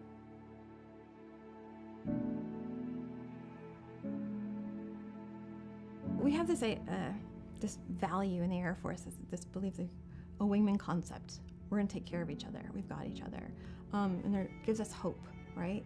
And so if you have been knocked down, I say this a lot, by the baseball bat of life, right? You're on the ground. If you know that someone's got you, it's got your six, no matter what, that's gonna help you get back up again. And that's part of Mission 22, I think, for him. That connection, that human connection, that's what's gonna save us. Yeah, that's what saved him. He can be a light in darkness. No matter how dark that spiral is, to know that someone got back up again and navigated their way out, that they can get through it too, that they are not alone. Not for one moment of one day. That's what he could be. He could be a beacon of light.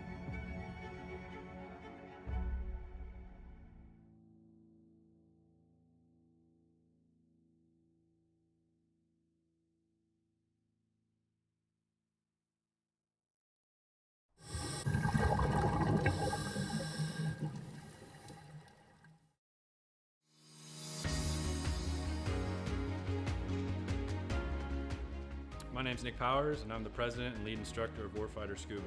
I'm a veteran of the United States Marine Corps from the years 2003 to 2007, with one combat deployment to Haditha, Iraq in 2006.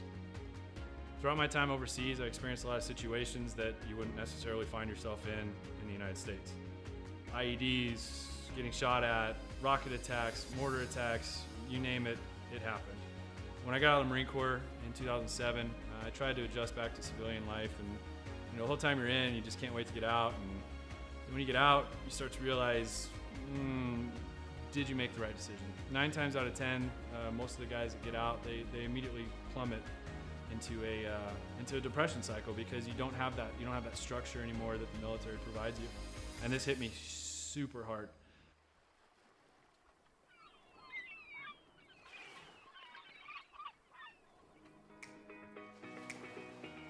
We moved to one of the #1 top dive destinations in the entire world, and I figured I'd start getting back into scuba diving.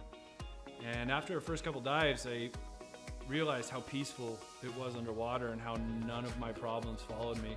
You're just there in the present moment. I had the idea for Warfighter Scuba, and I kind of hinted at it, and they said, you go for it.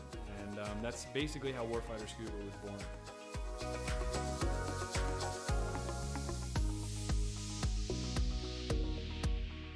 So Warfighter Scuba is a nonprofit. We're a 501c3 nonprofit with the IRS. We bring combat wounded veterans down to the Caribbean to teach them scuba diving to treat their wounds. Whether their wounds are physical or mental, such as PTSD, scuba diving is a extremely therapeutic activity for mental stressors and for physical ailments. Mentally, as soon as you go underwater, your body just reacts. It's not normal. You're not meant to breathe underwater. Automatically puts you into the present moment.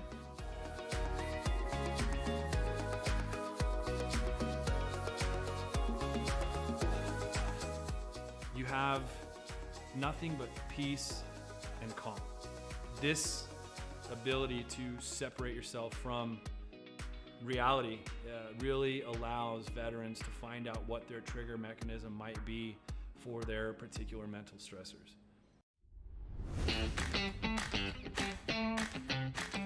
So every veteran who comes through our programs gets a 100% funded trip.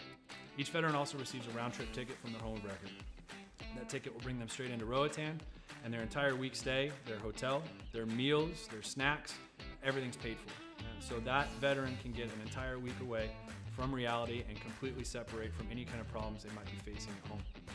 So each veteran receives very private and intimate training sessions when they come down to Roatan.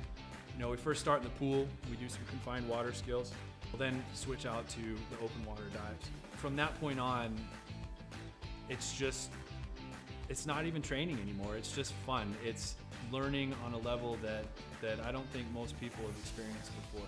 We do all the certifications for them that we can in a week at their pace, you know, from open water to full face mask to nitrox.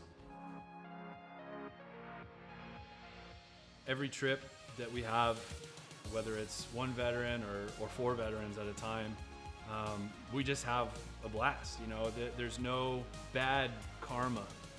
We've seen sharks, we've seen turtles. I mean, we've seen 4 eagle rays at once. I mean, just the things that happen when we're in the water together are truly, they're just unbelievable.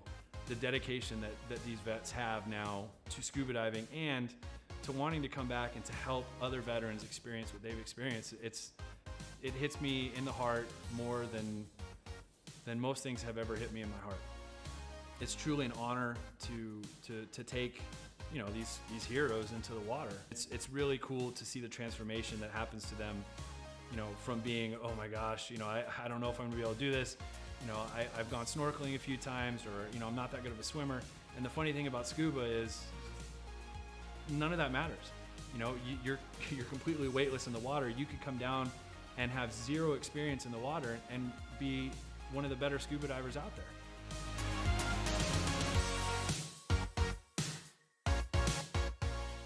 So as with all nonprofits, we rely solely on generous donors such as yourselves.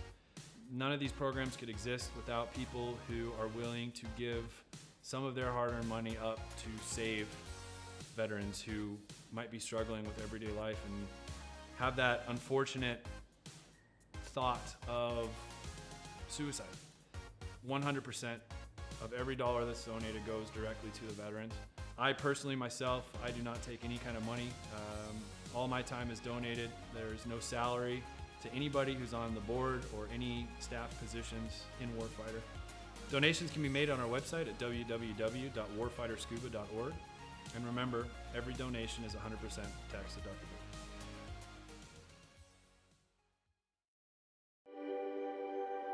Mission 22 was founded on the timeless principle that America's warriors are equally valuable overseas as they are within our borders.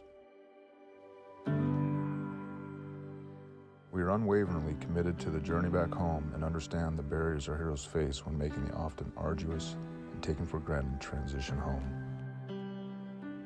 Trauma is an opportunity. While bleeding, hidden pains of the past can never be removed. We can transform them into something brand new and beautiful. We can grow through trauma to become our community's cornerstone, the safest neighbor on the block, the strongest leader in the office, the most caring volunteer at the elementary school. The Recovery and Resiliency Program is a year-long, and it uses everything from cutting-edge biometric tools to science-backed supplements. This is a catalyst to take the deep scars suffered for our nation's sake and turn them into opportunities to direct our God-given purpose and energies as protectors toward a refreshed and meaningful life. By committing to this year-long program, you will be happier, stronger, and wiser. Your PTS and/or TBI may not leave you, but you will be more comfortable in your own skin, and your suffering will begin to have meaning. Our goal is to give warriors one thing, the truth. Let's take responsibility for our healing. Welcome back. It is your nightcap here at Top Tier Race Control Racing League. We are underqualified. Chris Cox in that 515 car. We've seen him all night. He is a previous champion in another league that I am intimately aware of. Chris Cox at the top of the board with a 15.919. Jesse Ingram up to P2. That is Chris Cox's teammate. Eddie Neal in the 318 car, getting a little bit loose there. Ryan Stillwell with a 16-158. Jake Henry in the 177. He is up to P3.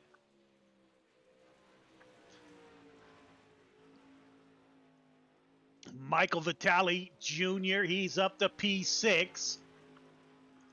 Garrett Zimmer in that 14 machine, the Zimmer Gaming Productions, is up to P5.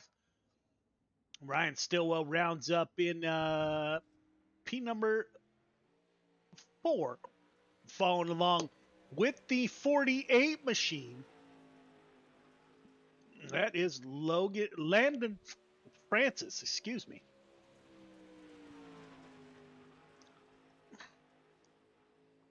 Billy Roberts moves up to P9 in that 99 Gears Unlimited machine, going back with the 48 of Logan Francis.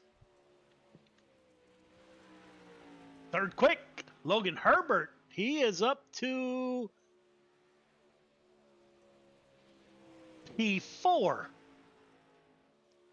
Ryan Stillwell in the 09. He is currently up P7. Last lap of 16:13. So little bit off the pace of your leaders, who your top two broke that 16-second mark. That is Chris Cox and Jesse Ingram at the top of the board. Those teammates have broke that 16-second mark. Looks like everybody has wrapped up qualifying.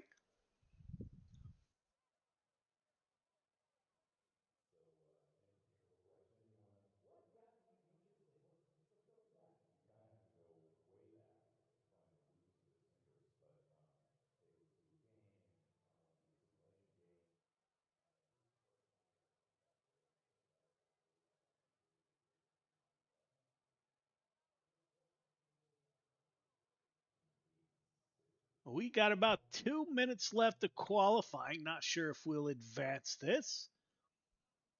As we wait, maybe we will take a tour around Bristol Motor Speedway.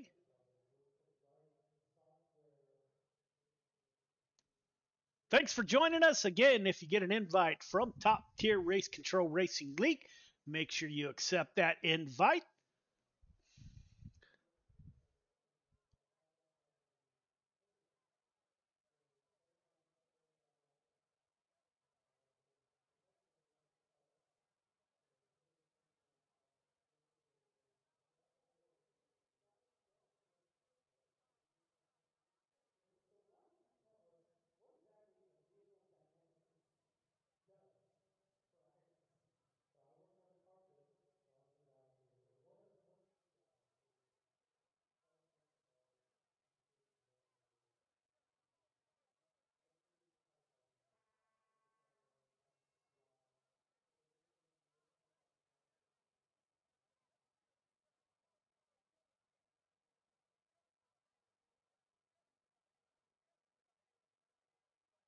I got you.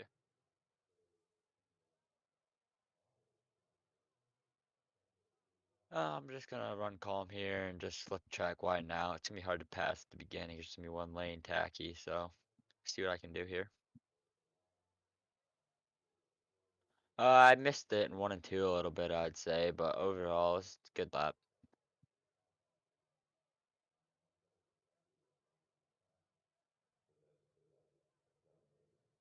Friend. Appreciate it. Yeah, man. That was Landon Francis. He is the driver that just joined us, actually.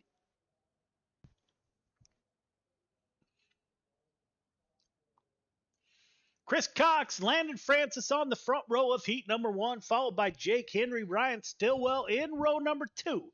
Garrett Zimmer, Billy Roberts round out your field of 6 drivers. We've seen that 5:15 at the top of the field a time or two before in another racing league.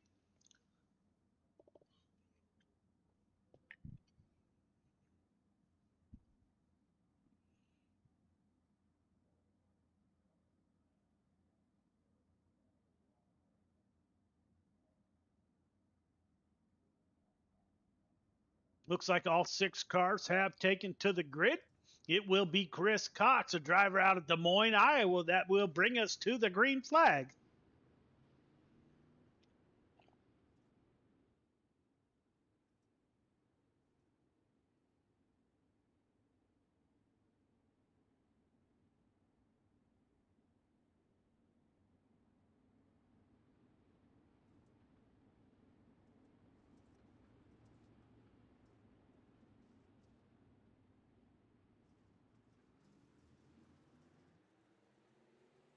Green flag is out. Chris Cox to the point. Gets out in front of that 48 car. That is Landon Francis. We just had a word with him pre-race here. You can see the Pro Late Models tail wagging quite a bit here. Chris Cox, Landon Francis, Jake Henry in the 171. Ryan Stillwell in that 09. The 99 car of Billy Roberts leading Garrett Zimmer in the 14.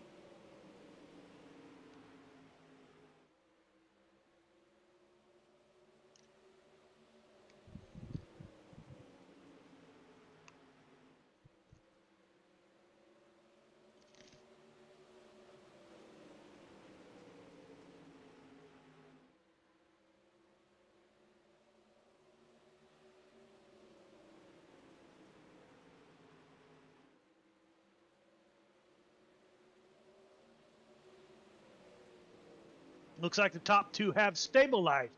Ryan Stillwell in the 09. He is back off the pace a little bit here.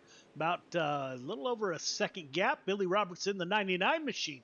He's currently running in P4, followed by Garrett Zimmer and Jake Henry in the 171. It looks like the 171 has been involved in an incident.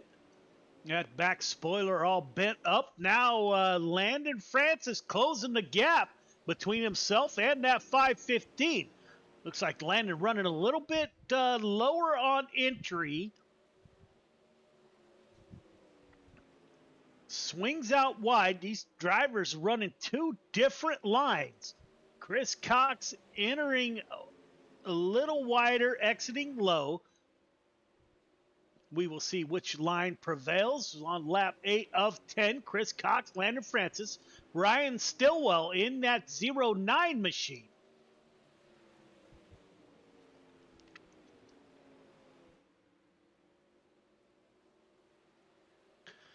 We got 2 to go. Working lap 9 of 10. Chris Cox, Landon Francis, Ryan Stillwell, Billy Roberts, Garrett Zimmer, and Jake Henry are your field of 6 drivers.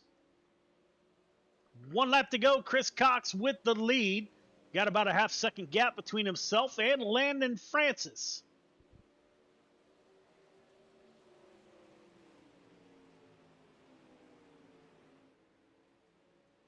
Off turn 4, Cox, Francis, Stillwell, Roberts, and Zimmer are your top 5.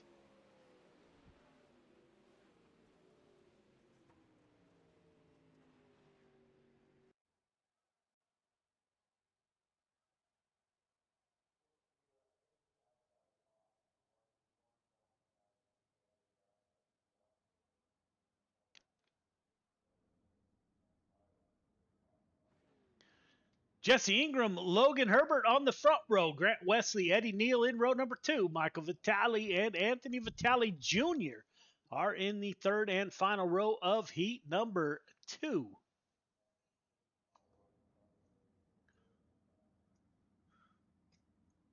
The 007 car, we've seen him run great laps in a limited late model. Let's see how he handles the pro late model here.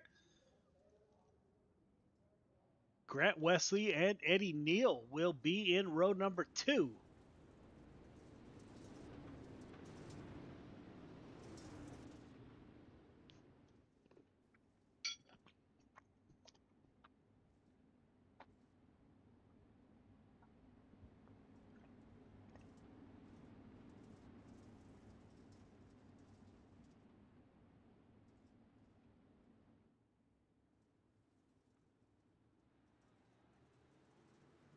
Green flag is out. We got contact at the line.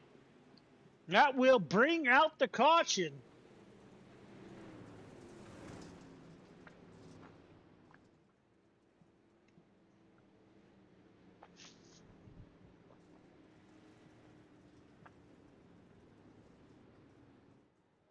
Caution was thrown by race control.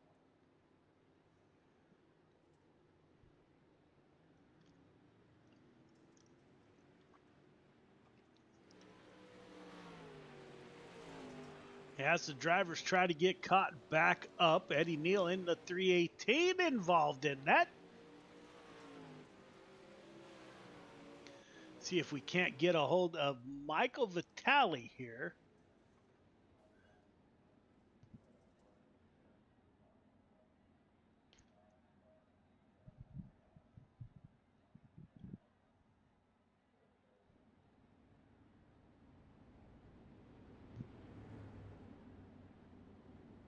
Still trying to get Michael Vitale.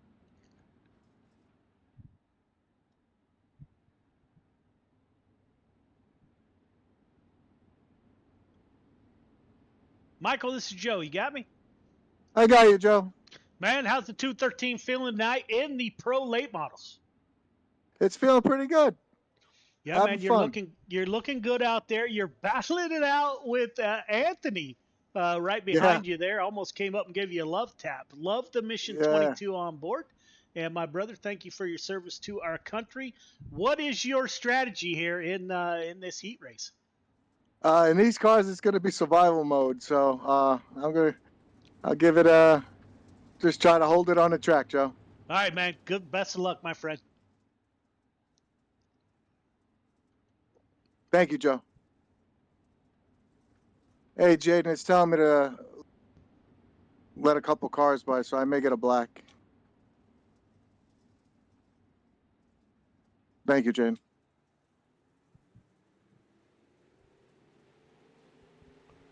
Green flag is back out. That was the 213 of Michael Vitale, as he is currently in P5.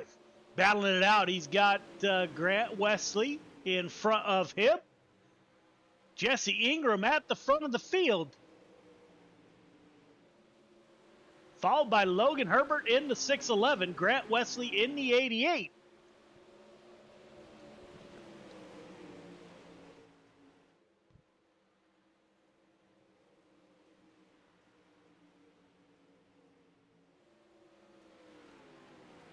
Up front, will Logan Herbert be able to put a run together on Jesse Ingram in the 7 car? Currently over a half-second gap between the two on lap 5 of 10.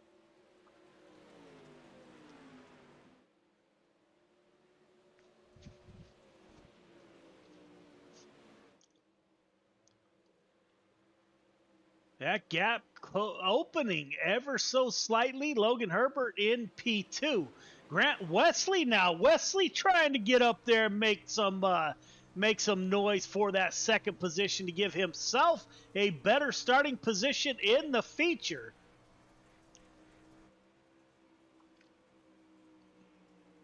You can see that 611 working a little bit higher than Wesley is on lap 7 of 10. Jesse Ingram loves to see this in his rearview mirror as the 88 and the 611 continue to battle it out. Michael Vitale Jr. in the 213. He is a bit behind your top 3. That is Jesse Ingram, Logan Herbert, and Grant Wesley on lap 9 of 10.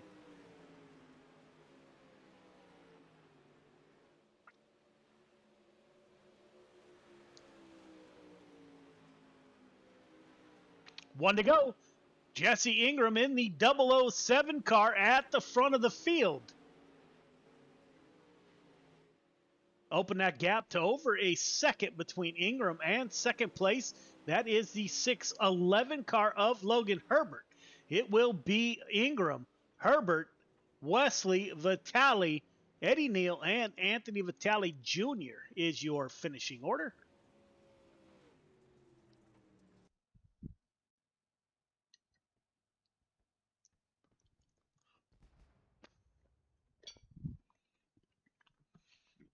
Logan Herbert, Landon Francis on the front row of your feature, followed by Jesse Ingram, Chris Cox, Ryan Stillwell, Grant Wesley in row number 3, Billy Roberts, Michael Vitale in row number 4, Garrett Zimmer, Eddie Neal in row number 5. Jake Henry and Anthony Vitale Jr. round out your field of 12 drivers.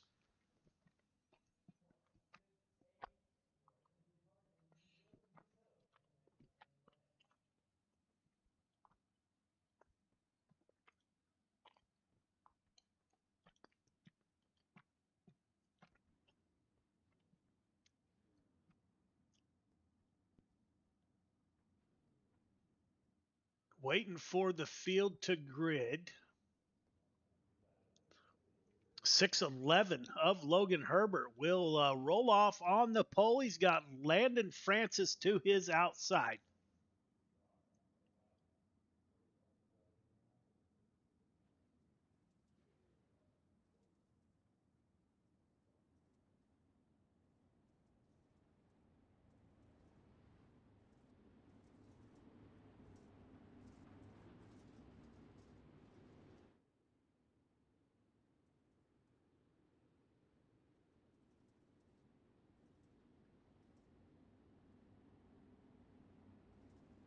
Drivers have 40 laps to get it done. This is the feature and your nightcap.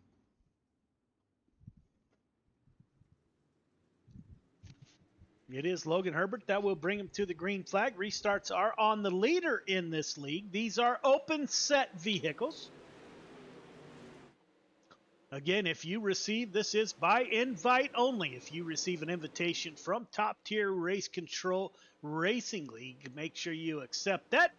As the caution comes out early, looks like Jake Henry may have been involved. Let's take a look. That is the 171. Oh, 213 gets down into the 14 of Zimmer. That will take those two cars out. Bring out our first caution of the night.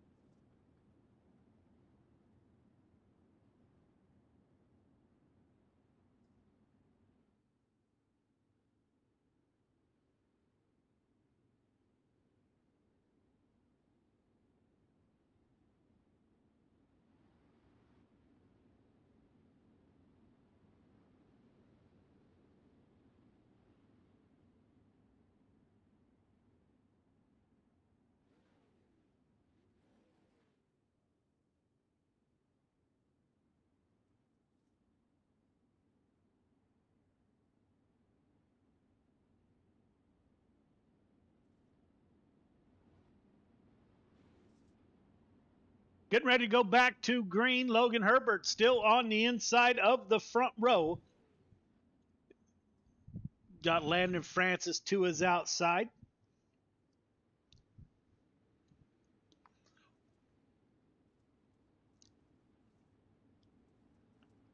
Have plenty of time to get this done. We're only on lap 4 of 40. Green flag is out. We are back underway.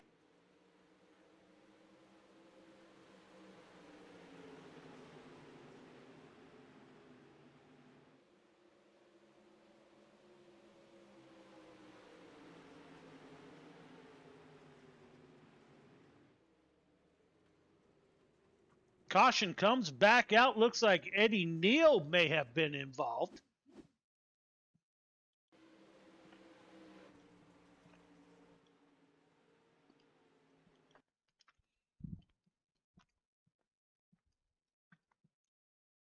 Looks like the 99 gets into the 171 a little bit. And the 318 goes around into the outside fence.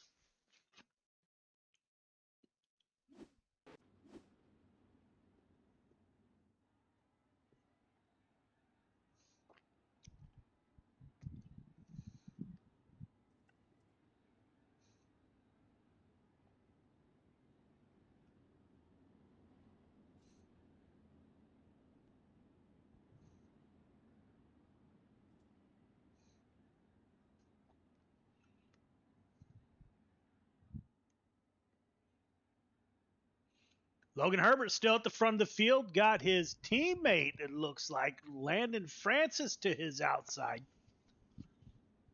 We will get a word with your leader next caution that comes out.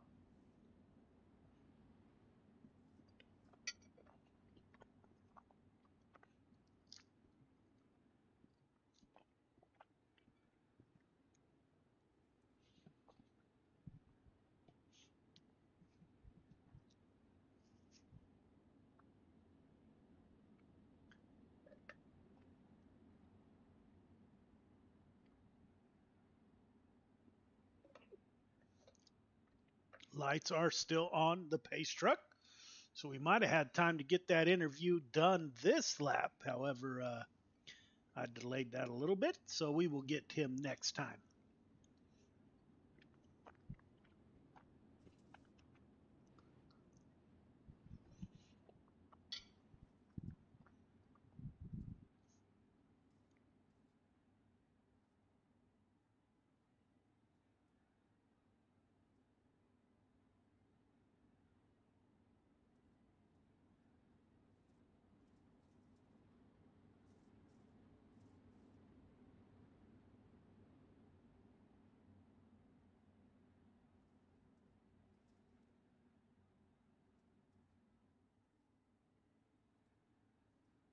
We will be going green this time by on lap only 3 of 40, so we have a ways to go here.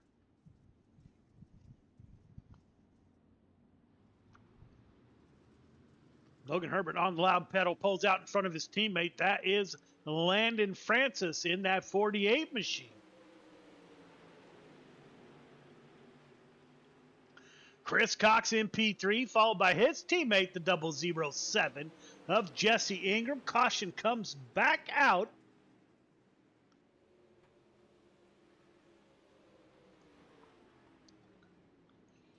See if we can't get a word with Logan Herbert. See if we can pull him up here on the broadcast.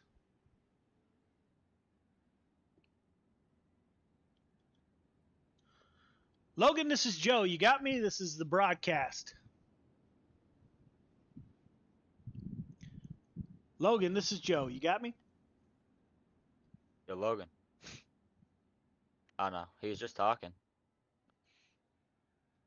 Oh, this is Landon. My apologies. Let me see if I can't pull Logan up here real quick. Oh, you're all good. Thanks, man.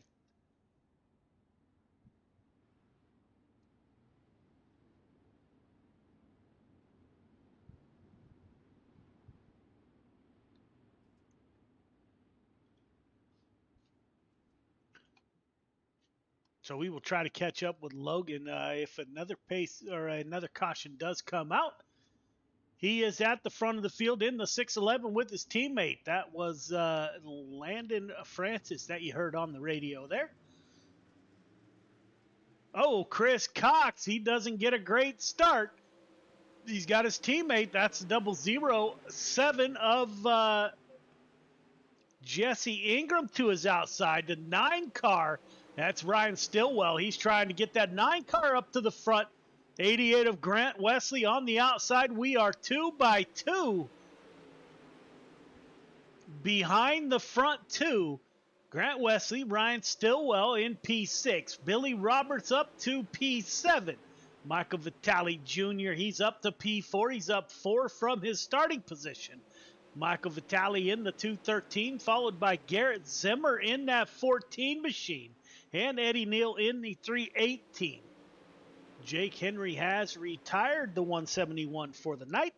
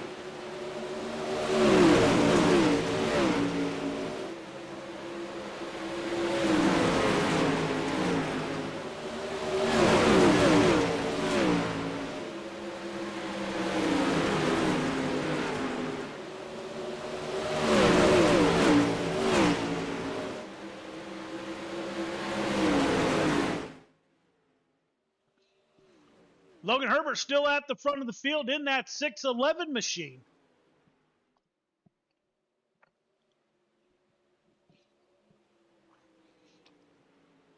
Go on board with his teammate. That is the 48 of Landon Francis. These two may just be riding, trying to get here late in the race on lap 13, coming to lap 14 of 40. Jesse Ingram in line behind the 9 car.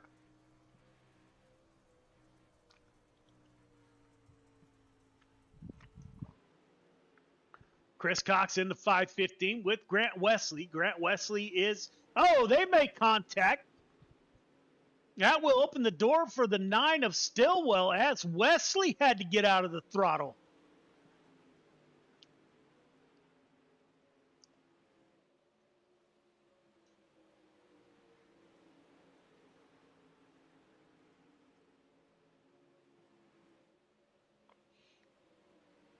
Up front, Logan Herbert. There is not much space between him and his teammate. That is Landon Francis. He takes a peek underneath that 611 car.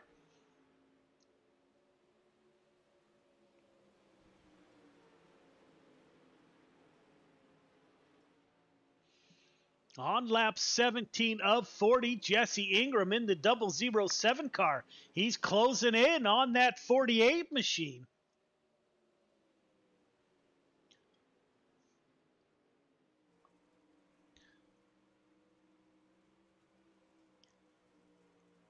Looks like Ingram closes in at corner entry.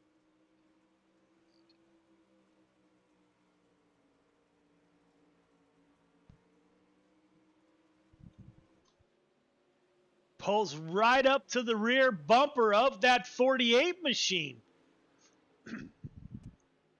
Ingram on the lap 20 of 40, the 48 car. He dives down underneath his teammate. It's go time with the 007 breathing down the neck of the 9 car. Crossover coming from the 611. Now Logan Herbert is going to try a different line.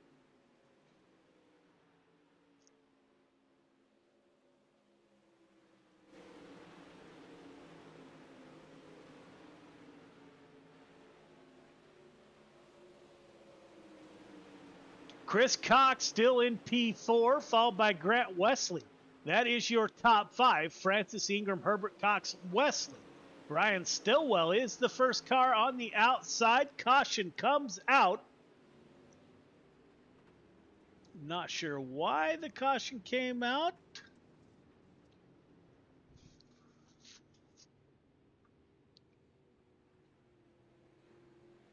Anthony Vitale Jr. involved.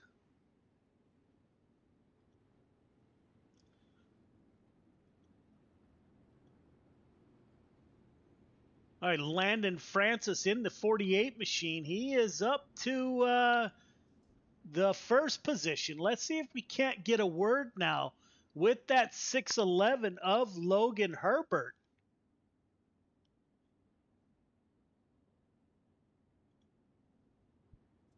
Logan, this is Joe in the broadcast booth. You got me? Yes, sir. Man, how's it going? It's going pretty good right now. I feel pretty good. Just tapped the wall a little and let Landon and Jesse by, and I guess we're just in third, and hopefully we get a good restart here and get back in second. Yeah, man. What's your strategy here? We're just gonna stay patient. Maybe they make a little contact and we get a sneak under him, and maybe get the win. We'll see. You got a short run or long run car there? I think we have a long run car, so if we go green rest of the way, I think we'll be pretty good. All right, man. Good luck. Thank you. Yes, sir.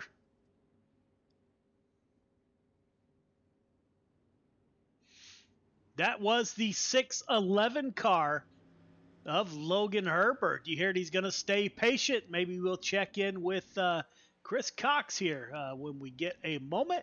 His teammate, Landon Francis, is at the front of the field. He's got that 007 car of Jesse Ingram to his outside. Once Ingram gets towards the front, he's hard to move, as is that 515 car.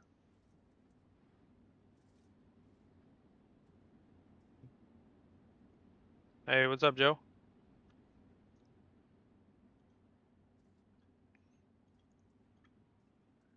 What's going on, Clayton?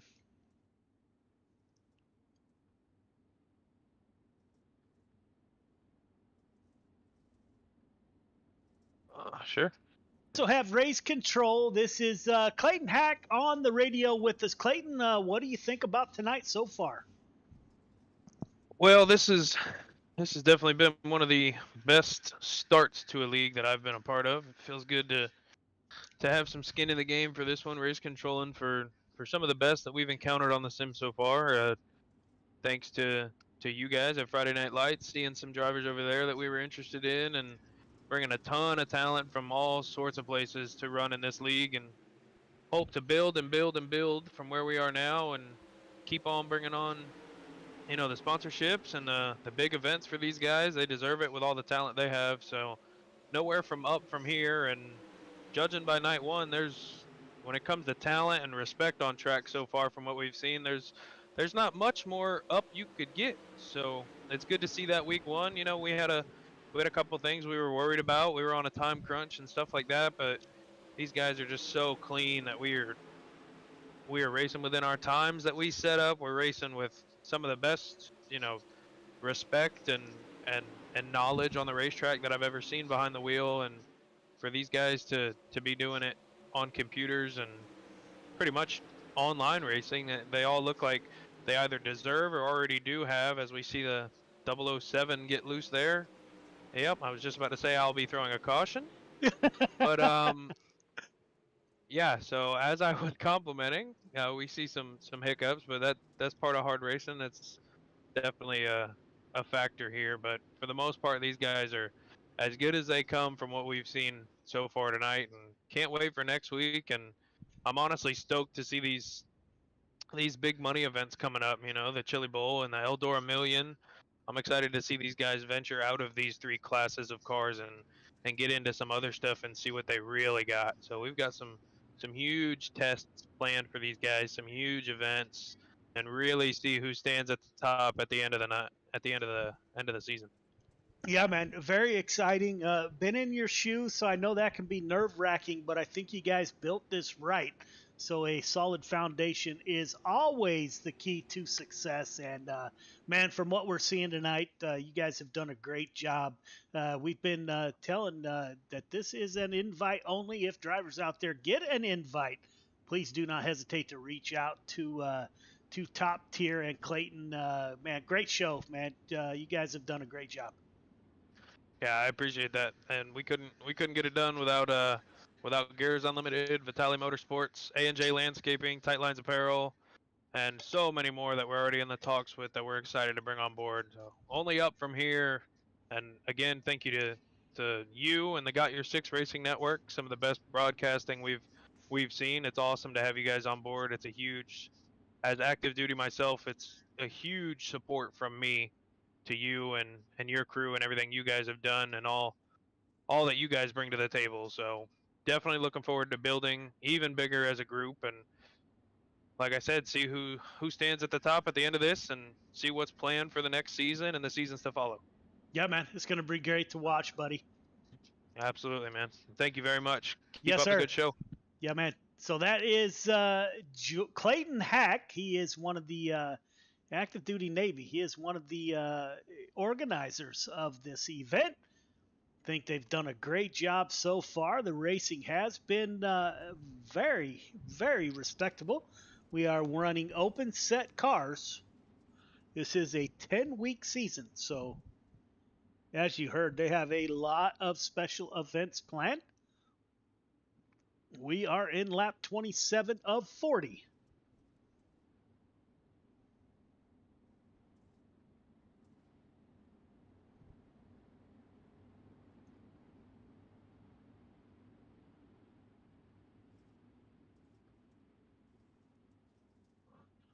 Logan Francis, or Landon Francis, Logan Herbert, Chris Cox, Grant Wesley, Michael Vitale are your top five. Billy Roberts just on the outside of the top five in that Gears Unlimited 99 machine. Once again, the Vitali gang running side or nose to tail there. Those two are going to battle it out. They made a little bit of contact. No harm, no foul. Up front, Landon Francis opening up a lead. Chris Cox now, the 515, is going to start searching. They thought about taking it 3 wide. Great run on the outside. That is the 88 of Grant Wesley.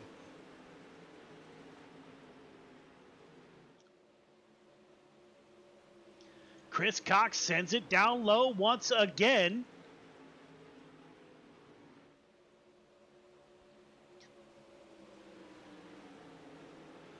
Coming to lap 30 of 40. So we are running out of laps. Chris Cox in the final podium position. Grant Wesley tried to take it 3 wide. 515, Chris Cox sends it down low. Crossover coming from the 611. We heard from Logan Herbert waiting for one of the top 2 to make a mistake. Looks like he did not need a mistake as he made the pass on Chris Cox. Now the 515 fights back on the outside. Grant Wesley is the first car on the outside of a podium. We will go on board with the 88 as he sees the 515 and the 611 in front of him battling it out. Not sure what happened. Chris Cox either got a great run or Logan Herbert is off the pace. Now Cox pulls up to the rear bumper of the 48 car. What did the 515 find in this track?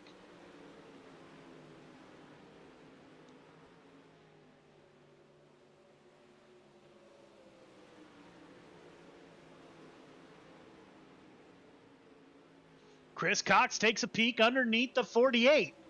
Both running a similar line.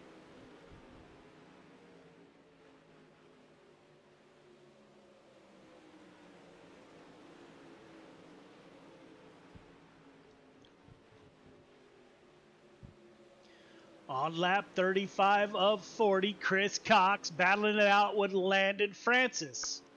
Cox will go up high, Francis down low. Logan Herbert in the 611, the first car on the outside looking in at the top 2.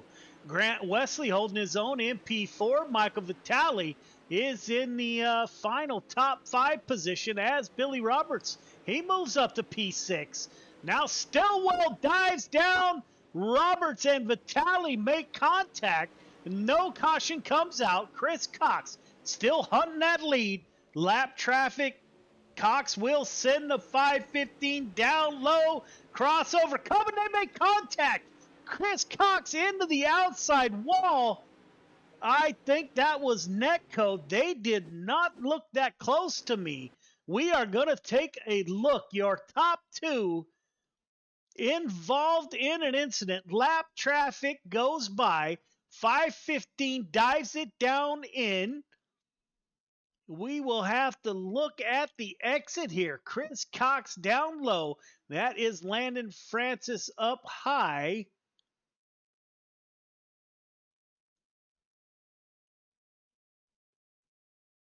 I didn't see contact. I saw Chris Cox.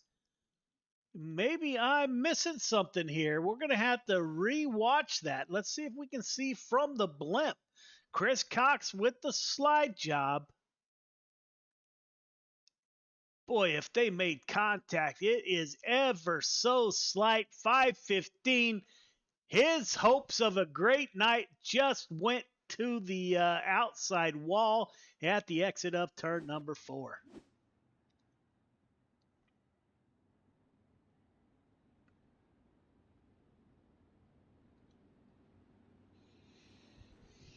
That will give the lead back to Landon Francis with his teammate Logan Herbert.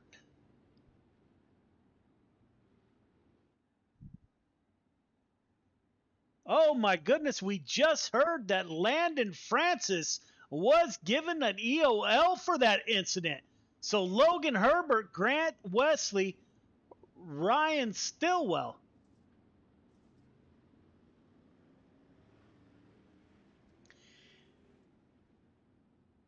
And Chris Cox gets his lead back. A little bit of late race drama Chris Cox at the front of the field. Went in for a quick repair, so that car is fresh. Logan Herbert in P2, Grant Wesley in P3.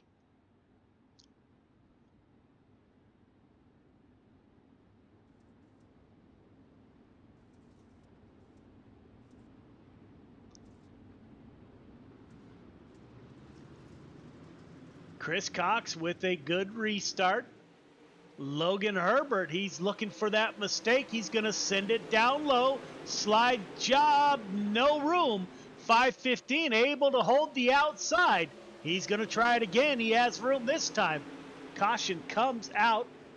Looks like Anthony Vitale Jr. involved.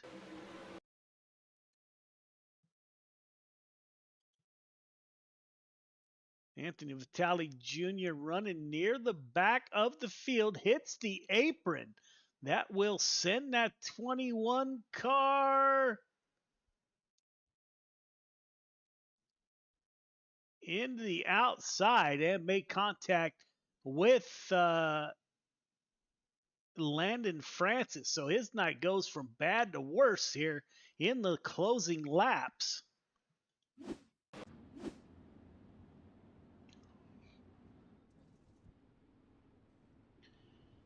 Chris Cox, Logan Herbert, Grant Wesley are your top three.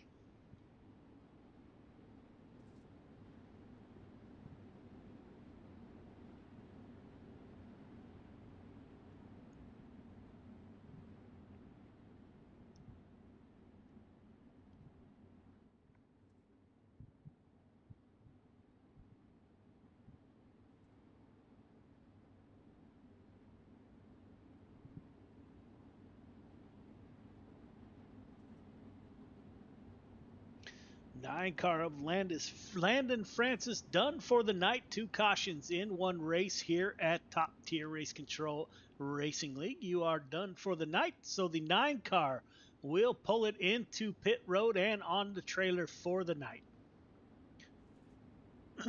Green-white checkers coming for Chris Cox, Logan Herbert, and Grant Wesley.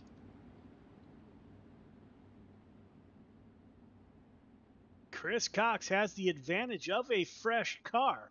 After getting wrecked, went into the pits, got a reset. So that car is as good as brand new.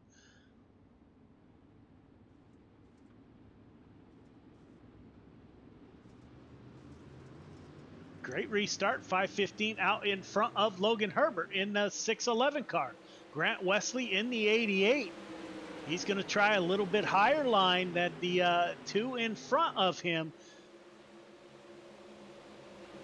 Pulls right up alongside the 611. Can't hold the inside line. 611 with the advantage. 1 lap to go. Cox at the front of the field. Good run by the 88. 611 is going to block the low line. Chris Cox coming off with turn number 4 for the win. Chris Cox, Logan Herbert, Grant Wesley, Ryan Stillwell, and Michael Vitale will be your top 5.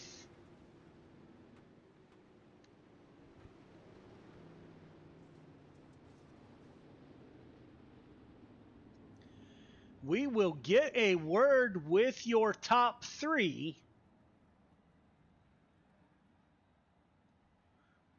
Grant Wesley, Chris Cox is able to close the deal. Logan Herbert finishes up P2. See Chris Cox in the waiting room. See if we can't get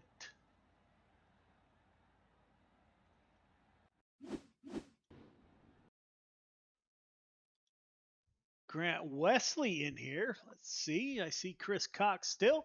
No Grant Wesley. So we are waiting for Grant Wesley and Logan Herbert into the broadcast booth. If not, we will get a word with the opening night winner of the Pro Late Model Division. That is the 515, the driver out of Des Moines, Iowa, Chris Cox. Chris, this is Joe. You got me? Yes, I do. Man, there you go. It's the inaugural night of Top Tier Race Control Racing League. You bring the 515 home, P1. Walk us through your night. Well, I was fast all night. Basically just worked on trying to get Jesse up there with me. Just trying to get used to the inverted field on the features. That's new. Ain't used to that. So the challenge basically all feature was just making sure I could get around the guys in first and second. Yeah, man. Did you work on your own setups? Because open setups has to be fairly new to you also. I do work on my own setups. I actually build a lot of setups, but I prefer fixed. Yeah, it looks like your setups work tonight, my friend. Who do you want to thank for the inaugural drive to victory lane in Top Tier Race Control Racing League? I'd like to thank Top Secret, my team Top Secret. I'd like to thank MJC Desktop Fabrications. You for streaming this. These guys for inviting me. It's glad to be, how you want to put this? It's glad that somebody thinks you're professional out there. I usually say professionally unprofessional is what I am. Otherwise, yeah. Jesse for getting in here with me. Donald for supporting his brother. Yeah, that's it. All right, man. Great run by you. Looking forward to next week in the Pro Late Models and the Top Tier Race Control Racing League. So great run by you, my friend. As always, it's great to chat with you. Yep. See you Friday. All right, man. Have fun with your pug. That is Chris Cox. The 88 car, we heard from Grant Wesley earlier in the night. Said he wasn't sure about his setups, got home from work late. The 88 car shows up on the podium. Grant, this is Joe. You got me? Yeah, I got you, Joe. Man, you got it done, my brother. How'd you get through them? It wasn't too bad, actually. Well, in that big block race, I told you, I wasn't really sure what I had there. I just threw a setup in, and I found a lot of speed there late in that race in the feature. I was feeling really good about that one. Threw some sliders and just fell a little bit short. That one stung a little bit, but yeah, here in this one, I don't really know that I had anything up my sleeve for those two guys in front of me. I just I turned a pretty quick lap here looking at the race results, but I just as the race progressed and the line changed, I just wasn't quite there at the end, I don't think. So yeah, get on there, Chris. Yeah, man. I think if you watch the broadcast back, late race, you found something. I'm not sure what it was. I didn't watch long enough to figure out what you changed in your line, but man, you closed on those top two. I thought you were going to close the deal. So, man, what a great run. It's always a pleasure to talk to you, man. Who do you want to thank for your podium finish? Yeah, I guess for this being the first race for this series, I thought it was a pretty awesome event. I wish I could have made the street stock race. I heard it was great also. But so I just want to thank everybody, with Gears Unlimited, Billy, and everybody that helps to put this league on. Um, yeah, it's just Clayton, Jaden, everybody with top tier admin. You guys do a great job. I apologize for not knowing all the partners just yet. I will create some notes for next time, but uh, thanks to you, Joe, for putting on the broadcast. You always do a great job. I'd like to thank my teammate Ryan, with Animal Racing, and my friends and family for watching, and my girlfriend Brittany. Yeah, man. Great show. Congratulations. Can't wait to see you Friday night and then back here next Tuesday. All right. Yep. Sounds good. All right, man. Have a great evening. You too. There you go, ladies and gentlemen. Is the first opening week of Top Tier Race Control Racing League. Saw some amazing racing. Great show put on by these fellas. Saw some bad luck. Saw some hard luck. Saw the whole gamut of racing. Like to thank everybody so much for tuning in tonight. We will be back on the air Friday night at our normal time. Again, thank you, everybody, and we will see you next time. Mission 22 is founded on the timeless principle that America's warriors are equally valuable overseas as they are within our borders. We are unwaveringly committed to the journey back home and understand the barriers our heroes face when making the often arduous and taken for granted transition home. Trauma is an opportunity. While bleeding, hidden pains of the past can never be removed. We can transform them into something brand new and beautiful. We can grow through trauma to become our community's cornerstone, the safest neighbor on the block, the strongest leader in the office, the most caring volunteer at the elementary school. The Recovery and Resiliency Program is a year-long, and it uses everything from cutting-edge biometric tools to science-backed supplements. This is a catalyst to take the deep scars suffered for our nation's sake and turn them into opportunities to direct our God-given purpose and energies as protectors toward a refreshed and meaningful life. By committing to this year-long program, you will be happier, stronger, and wiser. Your PTS and/or TBI may not leave you, but you will be more comfortable in your own skin, and your suffering will begin to have meaning. Our goal is to give warriors one thing, the truth. Let's take responsibility for our healing.